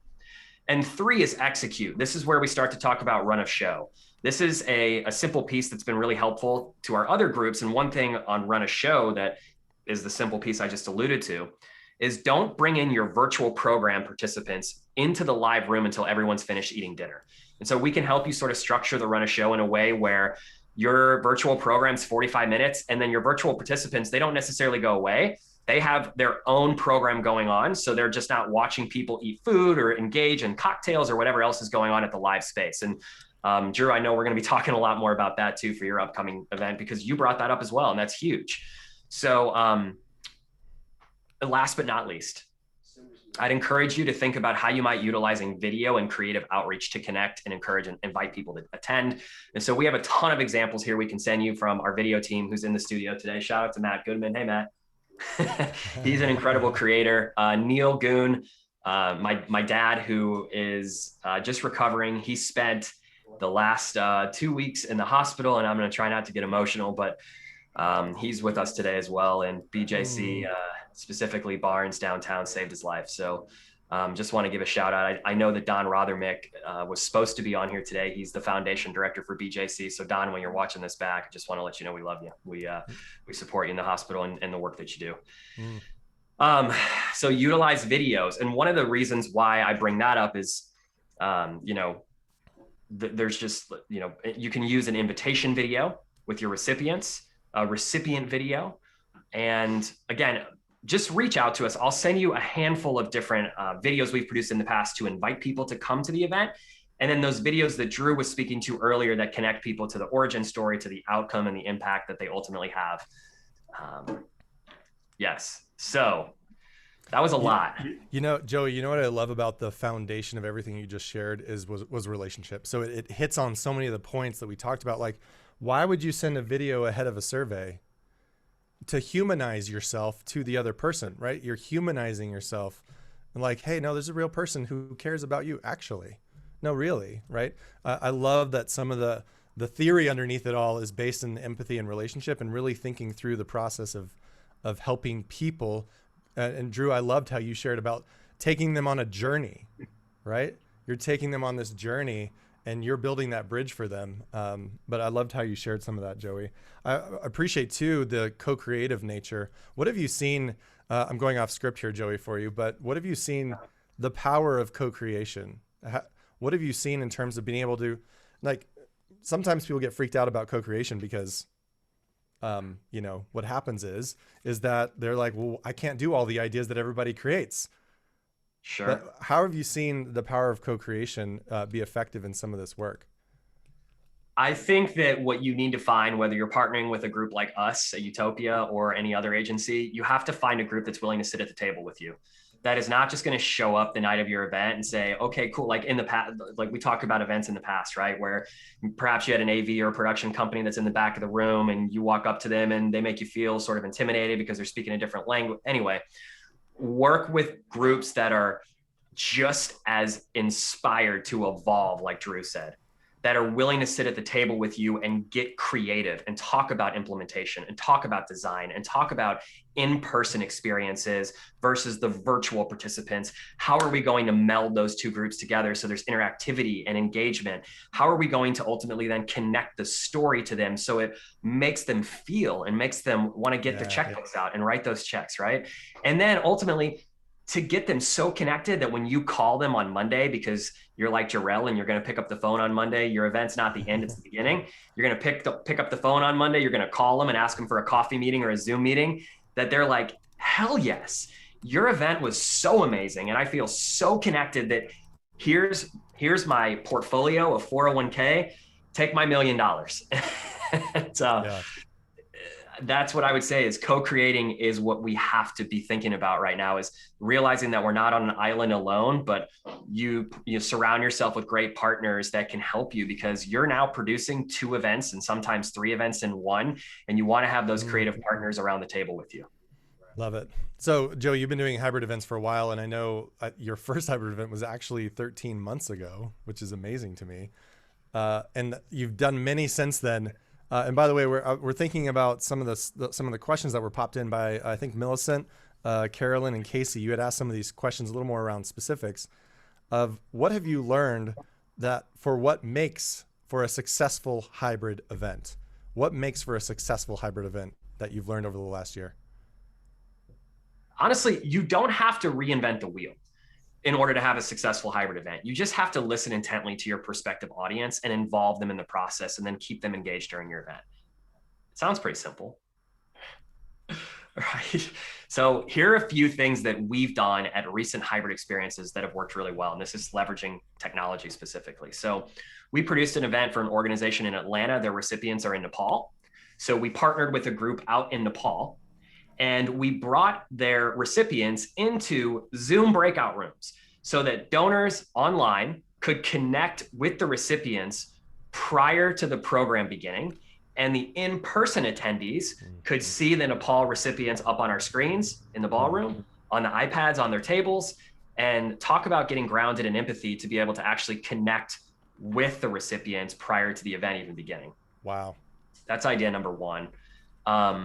Idea number two, this is actually another interesting one. So put a thank you note, a blank piece of collateral, a thank you card in front of everybody's table, seating arrangement.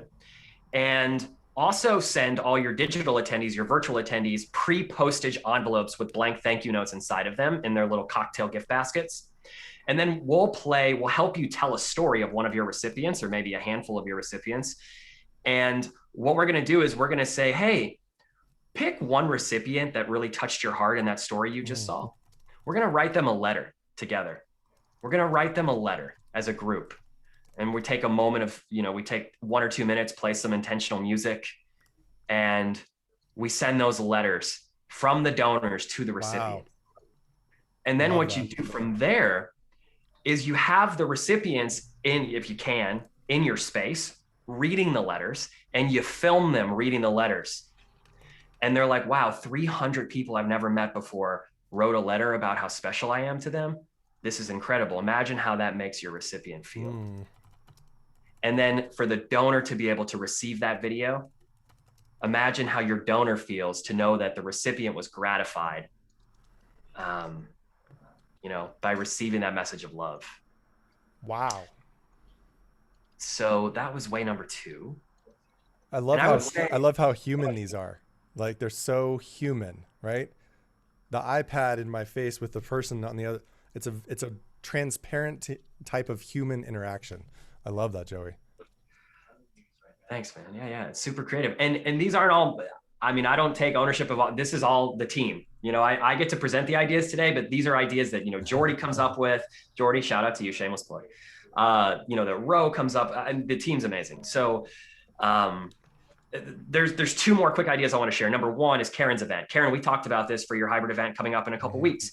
We are going to do a drive-in graduation with our 30-foot LED wall, and we're going to have families who can't be there in person come up on the LED wall and say, as their kids are walking across the stage, or, maybe it's grandparents, cousins, extended family members who can't be there in person, but we can bring them up live online in real time. And they can say, hey, little Jimmy, I'm sorry we can't be there, but we can still be here and tell you that we love you and congratulations. So that's another idea, is actually bringing the virtual attendees into the room the night of the event. And we did that for another group recently, and we made it a competitive bidding atmosphere. So you had Steve Smith at table 12, who said, we brought over a microphone to Steve, and Steve said, there's not one of you online out of the 400 people that are online right now, you are not taking this live auction item package from me. And then Susie Q online said, watch me. Yes, I am, Steve. And so we brought Susie up on the projectors, and Steve had a microphone, and Susie was smack talking to Steve as they were bidding back and forth. And it was hilarious. They both got a package for $8,000 and $8,000. And so the organization raised $16,000 off this one item. But the better, the whole part of the experience was making the donors sort of feel like they were a part of just this energy exchange. Yeah. Last but not least, sponsorship levels. This is huge. So, we talked about earlier, doing a hybrid event is 2 events. Expect to pay more money. It's a bigger investment. But when you work with a group like us, we're going to help you differentiate your sponsorship level. So no longer are you just limited to in-person sponsorship.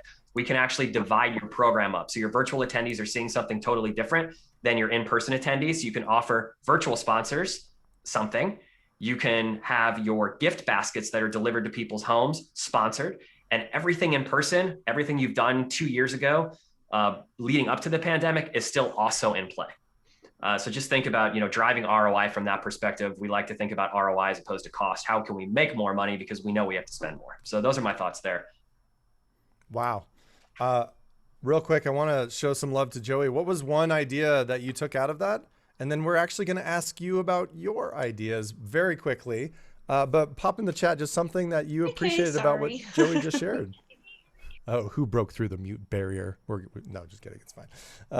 Pop in the chat just one idea that really resonated with you that you may want to try or explore or want to learn more about how to do.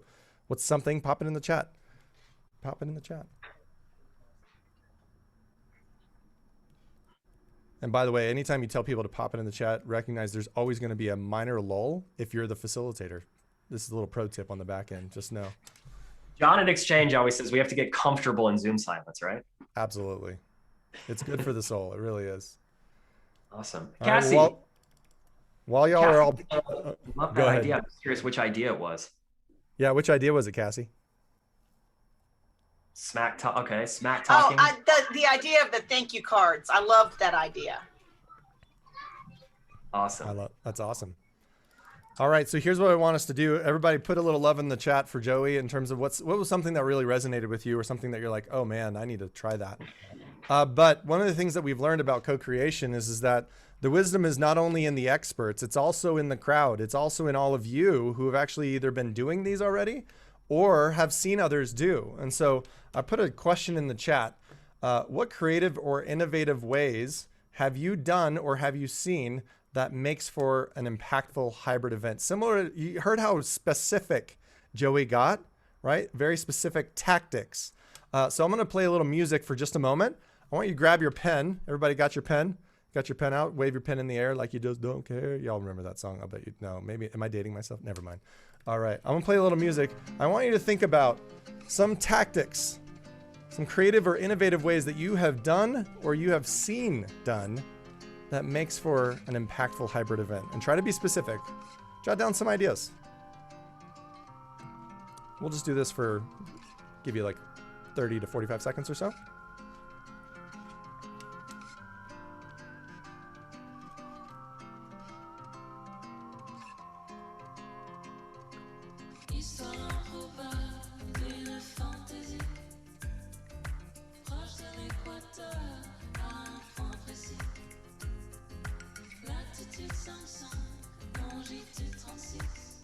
What ideas do you have?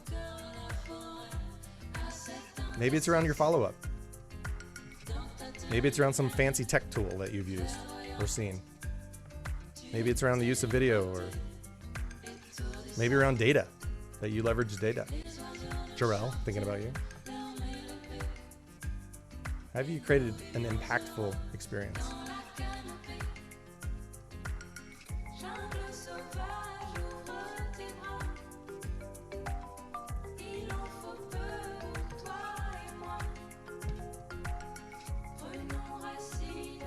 All right, wrap up any ideas, maybe another 10 seconds or so.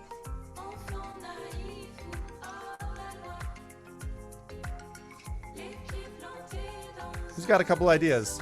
Give me a thumbs up, head nod, dance move. Jordy's got dance moves, I think. That's right. All right, now, number one rule to a brainstorm is what? Who knows the number one rule to a brainstorm? Who knows it? Who knows it? There are no bad ideas. No bad ideas. What we're doing here is gathering some wisdom from you. So what I'd like you to do is pop your any idea in the chat. What do you got? What are you thinking about?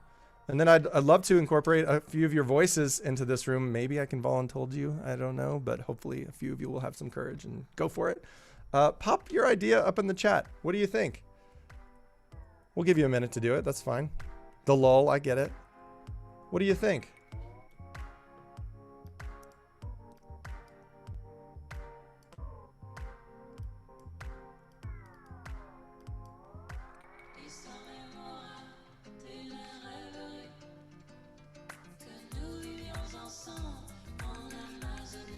Ooh, Cassie, I love that.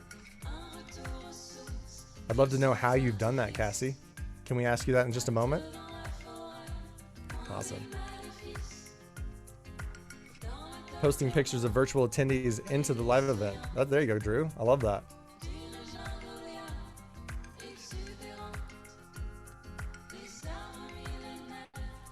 mixing your audience. I'm curious what that means, Yaniqua. How you brought them together. Sort of like a cross-pollinating of sorts. Yeah. Keep putting stuff up in the chat. Please, I'd love everybody to share an idea, mainly because co-creation is actually a wonderful place. Your voice actually matters here to all the other nonprofit leaders that are in this room. Cassie, I'd love to, would you unpack a little bit, how have you kept your kids at the forefront of the evening? Tell us like a specific, what kind of a specific way you've done it? So I'm with the Boys and Girls Clubs of Southern Illinois. And Drew, we followed your footsteps and went with Utopia for our annual trivia night that we do. But we went with the advice of Joey and his team, Jordy. We put together an invite, a video invite made with our kids, and they were all sharing what they wanted to be when they grew up, and then invited people to attend our event. And at the very end, they said, it's because of you that you're funding our future. And I think they stole this. I won't say stole. They shared this information with us. And as everybody knows in nonprofit world, you never steal anything, you just borrow it and use it for your own. But it may have come from you, Karen. I'm not positive, but it had an invite from our kids sharing what we do as a club to help them find a better future, and inviting them to fund their future through attending the event. And we had that invite shown several times throughout the evening, as well as several videos that were put together by different individuals in our community talking about how we impact our kids and what we do here in Southern Illinois. Love it, Cassie. Basically putting your impact front and center right in everything that's going on. I love that, Cassie. I see a lot of great ideas coming up here. Anybody else want to share? Yaniqua, I'm actually curious, by the way, around how you have mixed your audience. What is the how around how you did that? Okay, so it's Unique first. Oh, I'm sorry. Please forgive me, Unique. I love that. That's great.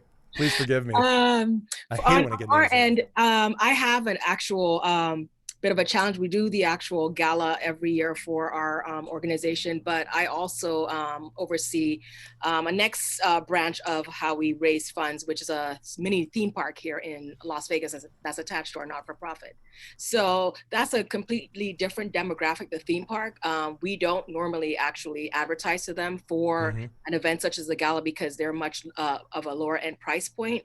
So what we are looking at this year is including them by actually offering them a lower end option, as I believe Karen spoke about, with different price points, so that they can actually come in as well and actually enjoy the event.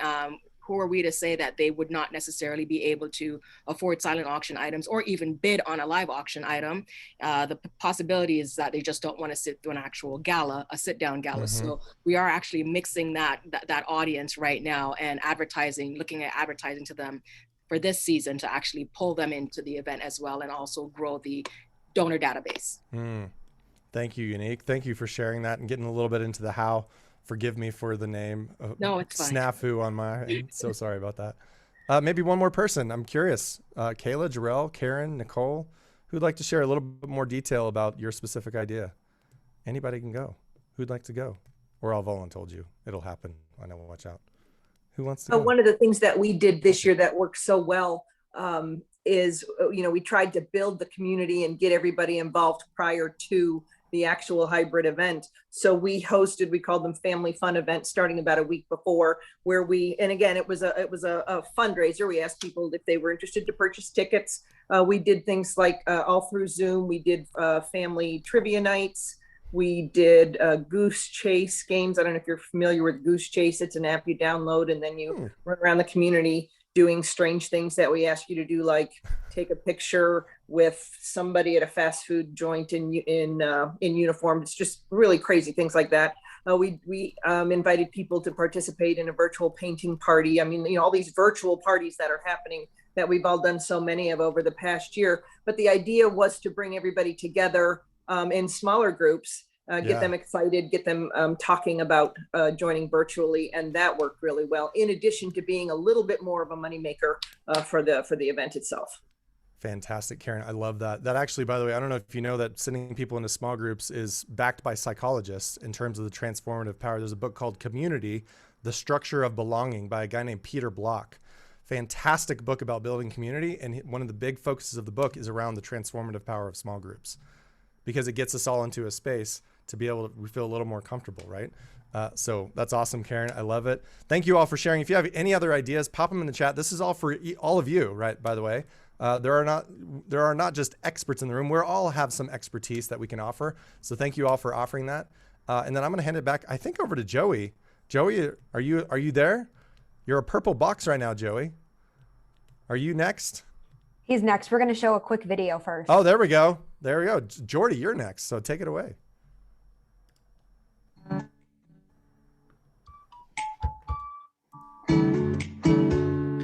Welcome to Qtego's live stream. We've put all of your tools together on one screen to make it easy.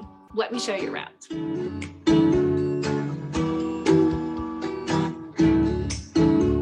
Integrate any live stream platform you want onto your Q site.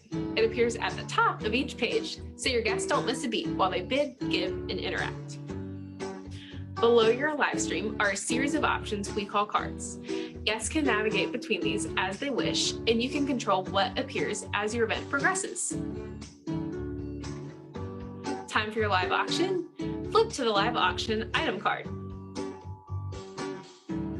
Feature a close-up of the item on your screen. Your MC or auctioneer can talk about the item, encourage more bids, and congratulate the highest bidder.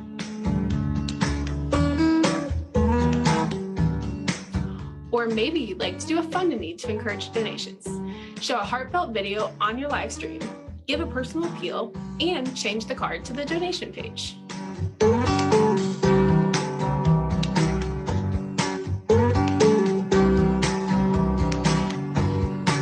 Don't forget to use a fund a need tracker and watch as donations fill in real time.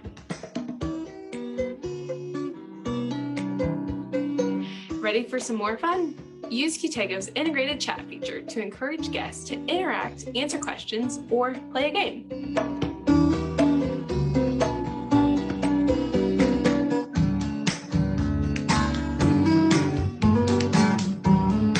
When guests have fun and build connections, they bid more, give more, and make deeper commitments to your cause.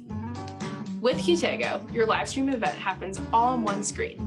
No need for multiple devices or logins. No hassle, no confusion. We make it easy for you and your guest. Your only limit is your imagination.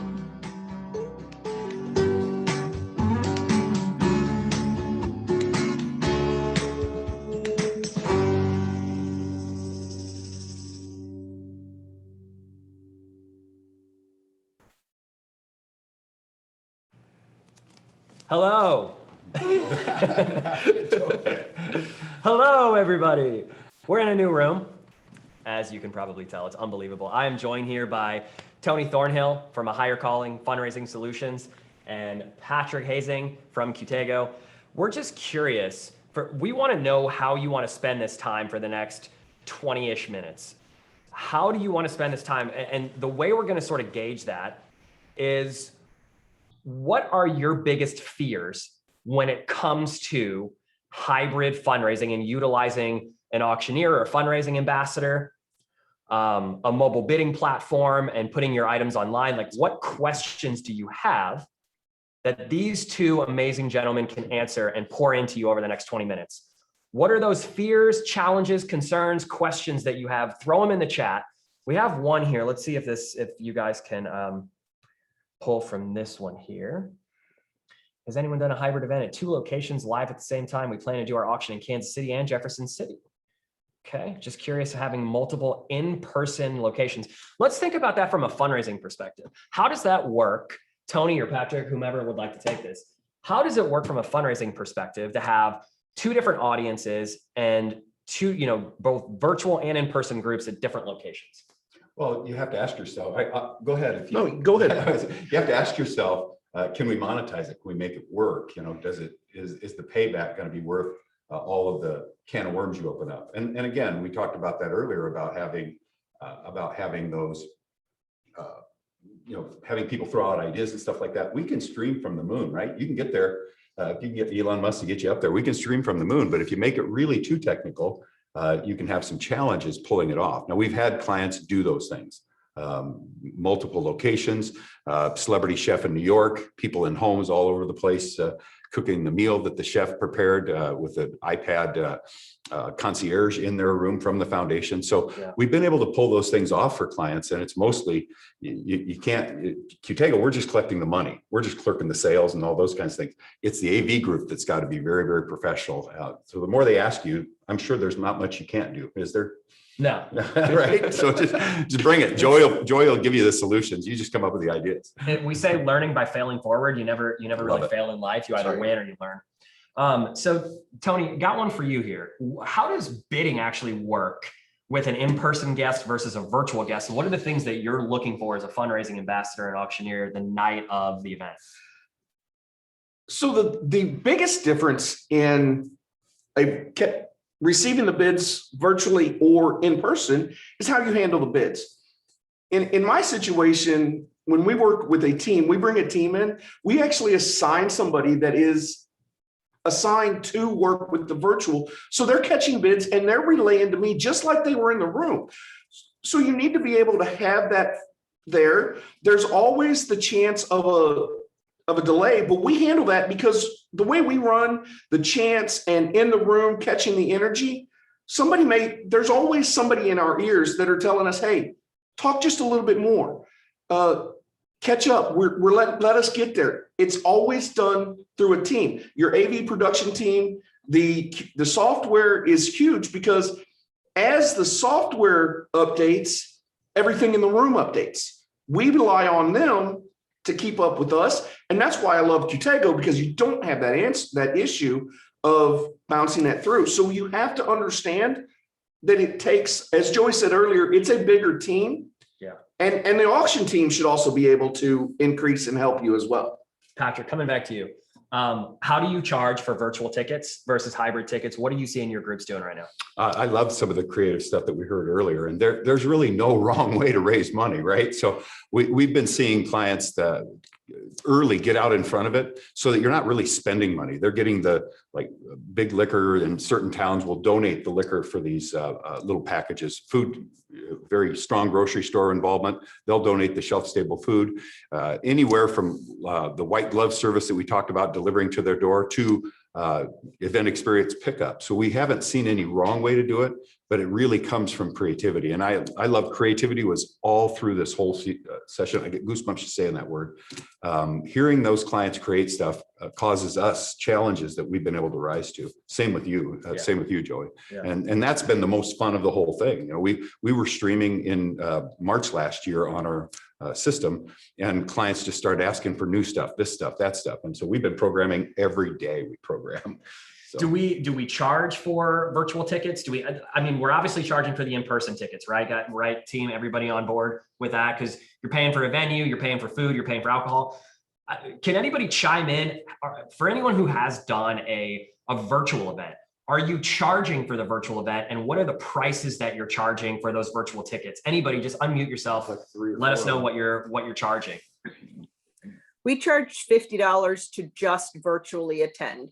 That didn't come with any of the swag or any of the food or the hand deliver or anything like that. But we figured $50 was, because you want them to be invested in the event. So that was our bottom line ticket price, was $50. Got it. Unique, I saw you nodding your head too. What did you all charge at OV? We actually started at 50 for one person, and then we went up with including swag and went to 150 for two. And what did the swag include? Either they got a gift card to one of our local restaurants so that they could get dinner, or we gave them the charcuterie board as an add-on. Awesome. That's cool. perfect. That's super creative. That's cool. Yep. That's awesome. Okay, cool. So for you two guys here in studio, I'm curious, what items are selling well in the fundraising world? What's working? I can tell you that the historical items that we see every year that do really well, like at my school, I went to the same Catholic school my parents did in Nebraska. So I've been begging for money my whole life, but the stuff that did well, early, with all of our events. Those are the ones we put out in the front for our streaming event, and they did historically do well. We put videos together to make sure that it's more enticing. Yep. So the auctioneer's in a picture down here, and the video's going. It just gets the energy. And Tony, you might talk about energy. He's all about energy. What packages are selling well, Tony? Specifically, like give us actual. What do you have the packages. most fun with? Yeah. Experiences. Okay. And I love the fact that you said you've been fundraising for life with the school, because that's where people find the benefit of this right here, is to be able to understand experiences sell. They don't care what you have. I do several schools and work with them, and the fun ones are the ones that the principal gets involved or the chef comes to your house. It's always experiences. As for packages, people come to us and they say, what about travel? Travel always sells good. Yes, I know people are saying we can't go right now, but most of the travel packages have a 2-year window. Those sell because it's an experience. So I always tell people, figure out and build your event, your live auction, your hybrid around experiences, once in a lifetime, or maybe that experience that people want to go back to several times.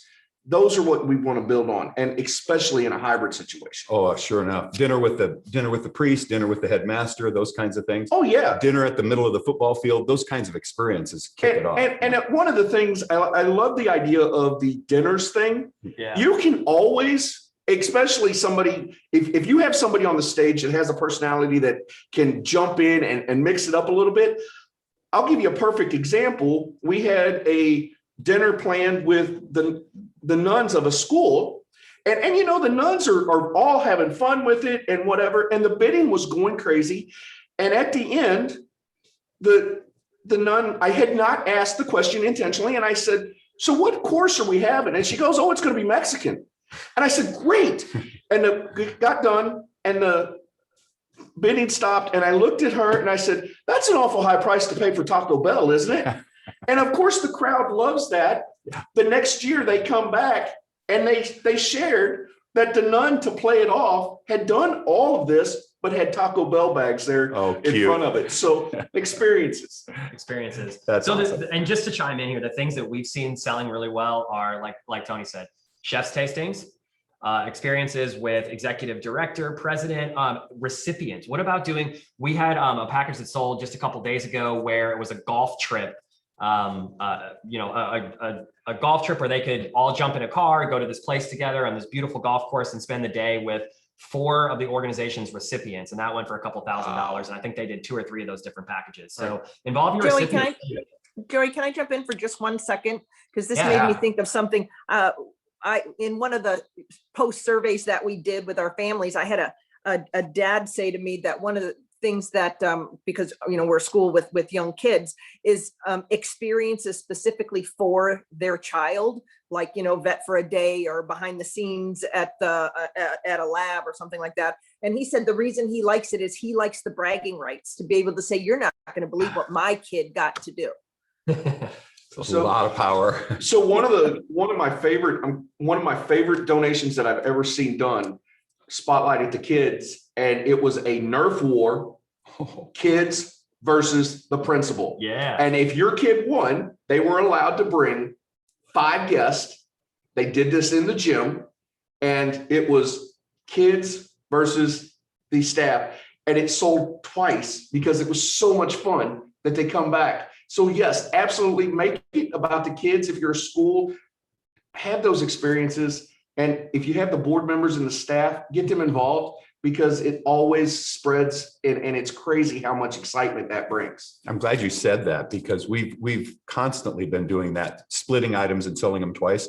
And it's just as easy with the virtual event as it was in an in-person event. We use the chat feature for people to chat yes if you want one for the same price. Yep. We have it ready to go at Qtego, and all the MC or all the auctioneer has to say is, fire it up Qtego, charge that person the same price and put one on their account. So you can move through really quick. And I think what you were sharing earlier is that your confidence comes from, we put up in front of him the bids in real time on a confidence monitor. Absolutely. Yes. And so he's reading and seeing those bids. He's hearing what's going well. And so that's where that engagement, I get goosebumps whenever we say stuff like engagement. And so, but it's certainly, it just, the energy picks up on that camera. The room has got energy, and you get a guy like Tony in front of the camera and it's gonna lights out. It certainly will kill. And if you go to the gallery view, Jordy, I don't know if you can spotlight this, but you can see the Joey Goon camera there. If you go to the gallery view, just give you a look into the studio of all the technology behind us and the things that we're looking at as we are engaging with you all. So there's cameras, there's microphones, there's a green screen we could utilize, but it's just really amazing when, you know, you have all this technology, there's just things that you don't have to think about. So with technology in mind, how do we bring technology with mobile bidding into the space the night of the event? We talk about proxy bidding. How does that work? Well, you open up a lot of can of worms there. I'm going to let, there's lots of different ways to do proxy bidding, and we've done a lot of them over the years. I'll certainly let Tony tell us some more about that. But in terms of bringing the bidding components into the realm of live streaming, in the early days, people were just streaming on Facebook Live and saying, now go to Qtego and place that donation. And the problem was, if you had gray hair like me, you never found your way back to the stream, Joey. Yeah. You know, because managing two devices or managing Facebook and then going back to Safari on your iPhone was just not a possible thing for most of the donors. And so that's why the video earlier showed that we integrated the live streaming content on the same platform that you're watching. You can bid, donate, and the fund a need, and I think Tony will talk about that too, is really where the energy gets hot. Visiting that multiple times during the presentation is always strong. There's lots of ways to integrate that. But that's how we change the screen on people's bidding experience right to that auction item that Tony's calling on. Yep. And boom, it flashes in front of them, and they've been using it for years. They know how to do it. So you have people raising their paddles in person, right? Yep. And someone's clerking that digital, bid. You've got digital participants at home that are on their phones, bidding on their phones. Right. Exactly. Sorry, I didn't exactly. realize you had something And connected both here. are showing up for him to see. Yeah. And we call it a queue bidder when it's in the room, and that shows up right on his confidence monitor. So he knows it's in the room. And one of the team, as Tony said earlier, is clerking that. When that hand goes up, somebody puts that bid in. And so virtually. So, but not only are they clerking it, they're actually audible here. So if you're watching the live stream, you hear the excitement of the bid. So the camera may not catch that bid because it's online, we're watching it here, but you hear the team bring it back to us. That's part of the technology. And I want to point out that even though Qtego is a sponsor here, I work with a lot of different ones, but I can tell you the reason that I chose to back with Qtego is when all this started, Qtego was the first one that called and asked as an auctioneer, what can we do? And if I'm confident on stage, I can represent my organization better through the camera and in the room. So Qtego's always been on top of that, bringing technology in, allowing a confidence monitor, allowing the fund and need fill meter that you guys have that breaks in. Those are things that can be shared both ways. You can see it on your phone. I can put it on the screen behind me, and the crowd sees exactly where we're at. Levels come in, fund and need levels. Everything happens simultaneously. And that's huge in maintaining the energy. That's the biggest part that I hope somebody takes away, that in order to have this event magnify your organization, you have to be able to have energy transferred from the room to the viewers and from the viewers to the room. And that's a tough situation, but under the right circumstances, the person doing the ask, the person behind the cameras, or the person that's running the mobile, those integrate so well. That's what brings the energy back. Appreciate you saying that. We heavily reached out to hear what you guys need to bring your energy on this, journey. And it really did work well for a lot of your input. We built this thing on the backs of pioneers like Tony out there that needed to find a way to bring it. And let's face it, people don't buy anything in this world without emotion, from bubble gum to Bentley cars, and they certainly don't donate without emotion. So you need to have that emotion right in that living room. And our technology allows you to, if you're bidding on your smartphone, like Joey was just showing us, if you're bidding on your smartphone, you're in your pod of your 9 guests, so your 10 COVID friendly bubble, you could just screen share it with your big screen TV and everybody can watch right in the living room. So having that energy and from anywhere, someone said anywhere in the world. I used to jokingly say you probably couldn't use Qtego in a communist country, but I bid at the Great Wall of China. I got a better cell signal. I have a better cell signal in the Serengeti than I get from my deer hunting stand in Nebraska. You can bid from anywhere. Right. With this, and Joey can stream from anywhere. Right. So. I would just encourage. We're going to go back to Tucker here in about 60 seconds. So just encourage you all, if you're planning a hybrid event, reach out to Tony at A Higher Calling, reach out to Patrick at Qtego. These guys are they're the experts on the planet right now at producing hybrid experiences, and would really encourage you to give them a buzz. You owe it to yourself and your organization there. Hey, any last questions you all want to pop in the chat for these two before we push back over to Tucker and then close out the day? Anything else that you want? And feel free to unmute yourself if you have any questions. Otherwise, Tucker, we're coming back to you, man. Awesome. Any questions? Anything? Going once, going twice? Yes? Ooh, huh? Remember that comfort with the silence. No worries. It sounds good. Well, all right. We have 2 last things to do. We got 5 minutes. First thing is a live survey. Would everybody take a moment and click on that link? I'm gonna play a little survey music. This one's fun. If you can click on that link. By the way, the reason why we do surveys is because it actually helps other nonprofit leaders just like you. Because when we can learn from you, we can actually continue to help solve the nonprofit leader burnout problem in my side. And by the way, there's 4 different ones in there. If any of you want to connect with any of us that were on throughout this experience, let us know. Love to know if there's ways that we can help serve you and be in service to your organization. So just take a couple moments, fill that out.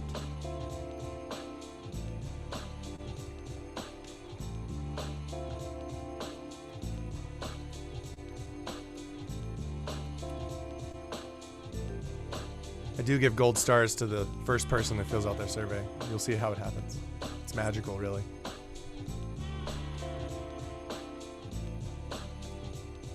Y'all have been a great crowd today.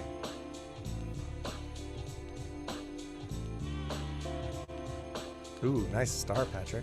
Solid.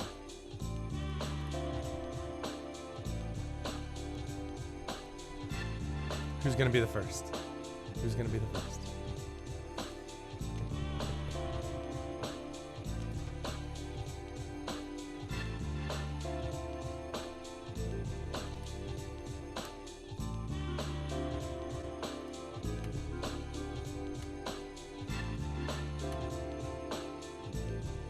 You must all be very deeply thoughtful people. I love it.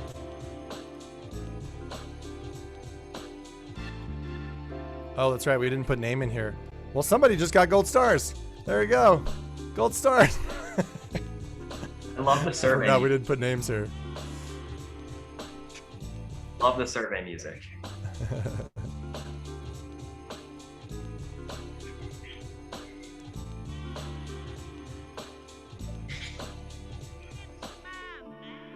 Love it. We got 10.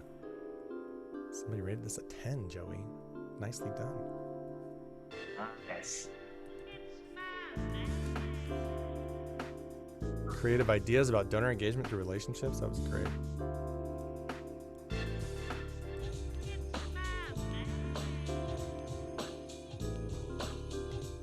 Awesome, awesome. All right, for our final little thing, thank you. Oh, there's more gold stars to give. More gold stars to give. Oh my gosh, I'm behind on my gold stars. We have like everybody filling it out. There we go. Oh, more and more. I usually put names in there, but we forgot to get names this time. Hey, we call that a delta. pluses and deltas is our debrief model, and a delta plus is what we're proud about. Deltas are things we shift for next time. So there you go, a little tidbit, pro tip. Last thing, I just want to put it in the chat. What was the most meaningful or valuable part of this experience for you today? I know you put it in the survey, but I'd love for everybody else to see what was the most meaningful or valuable part of this experience for you today. Most meaningful or valuable part of this experience for you today. Pop it in the chat. Love to know. Love to know.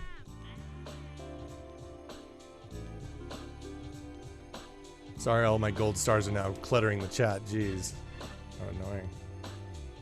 Loved it. Loved hearing the success stories. Love the creative ideas to engage donors through relationship to recipients. Love it. Thank you, Kayla. What else? What was most meaningful or valuable for you? Meeting other nonprofit fundraisers who share their ideas so I can borrow them. Borrow and make it your own, right? Is that what I heard? That's right. I loved it. Oh, Heather, your comment went straight to me. But you said, I enjoy hearing from other nonprofits on their experiences. And by the way, I want to notate that for our last minute, which is how much of what you appreciated was not only hearing ideas, but was also connecting with one another, connecting with other nonprofit leaders, connecting with other nonprofit fundraisers. Was that good? Notice that. Notice that for all of your stuff. Donors want to connect with each other too, by the way.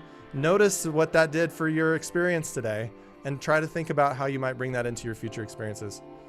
All right, we're right at 2, 3, 4, 1, whatever time zone you're in. So Joey, any parting words to say goodbye? Oh, we can't hear you. I heard you a minute ago, but now we can't hear you. I think I've said enough today. Now you're good. I've done a lot of talking. Just know for all of you that are still with us today, and even for those of you that have to click off, we just want to find ways to continue to make these workshops even more meaningful for you and impactful for you, because ultimately we want to be able to serve you, and we want to work with people who just appreciate what we appreciate, and today we appreciate you all. So thank you all. Happy Friday. We love you. Thanks for spending some time with us. For all of our panelists, Jarrell, Karen, and Drew, we love you all as well. Tucker, thank you so much for facilitating. You're incredible. Go check out Tucker at Thrive Impact. His workshops are unbelievable. Patrick at Utego and Tony, thank you all so much for joining us. And the lovely Utopia team. Round of applause for you all for producing today's event. Jordy, I don't have to go through the whole list, but love y'all. Enjoy the weekend. Go kick ass. And we look forward to serving you on your upcoming hybrid experiences. Awesome. Unmute yourself and say goodbye. Always good to unmute yourself and say goodbye. Thank you, everyone. Thank you, Joey. Thanks, Jordy. Karen, we'll see you next week. Thanks, everyone. Next week, guys. Hey. Cheers. Hey, I'll stay on. I'm going to stay on. Anybody, if you have questions and you want bonus time at the end, I'm here. We're here. Patrick's here. Tony's here. Nice. I do need to leave, sadly. All right. You're never leaving, Tucker. Great to meet you, Tucker. You too, Patrick. A lot of fun, dude. Yeah. Thanks so much, Tucker. Jordy, you were awesome. Jordy and I were like doing. Yep. I forgot that we forgot names. I totally didn't even see that in the survey. I know. I kept calling Joey. I didn't Tony. even think about it. But I know, I didn't either, Jordy. Delta, right? Delta. Symbol for change. Thing we might adjust for next time. Make sure we have the name up there so that way and if they say we want to I'll connect. add it in, so we won't get everyone's, but I'll add them in because I'll send this out to everyone, our list too. So perfect. Love it. Awesome. Tony, Joey, Patrick, Jordy. Very much a pleasure. It was great to see your work, Joey. Honestly, I really appreciate it. You've got a good team and you've got some great stories. I mean, those nonprofit leaders and their stories around the work that you guys are doing, it's legit. So awesome. Thanks, brother. I'll see y'all later. Thanks, Tucker. We love you, man. Thank you so much for your time today. Enjoy the weekend. You bet. Bye, guys. Hey, so that survey tool, pretty cool. Do you do that? You mentioned doing it after events, post-event and so forth.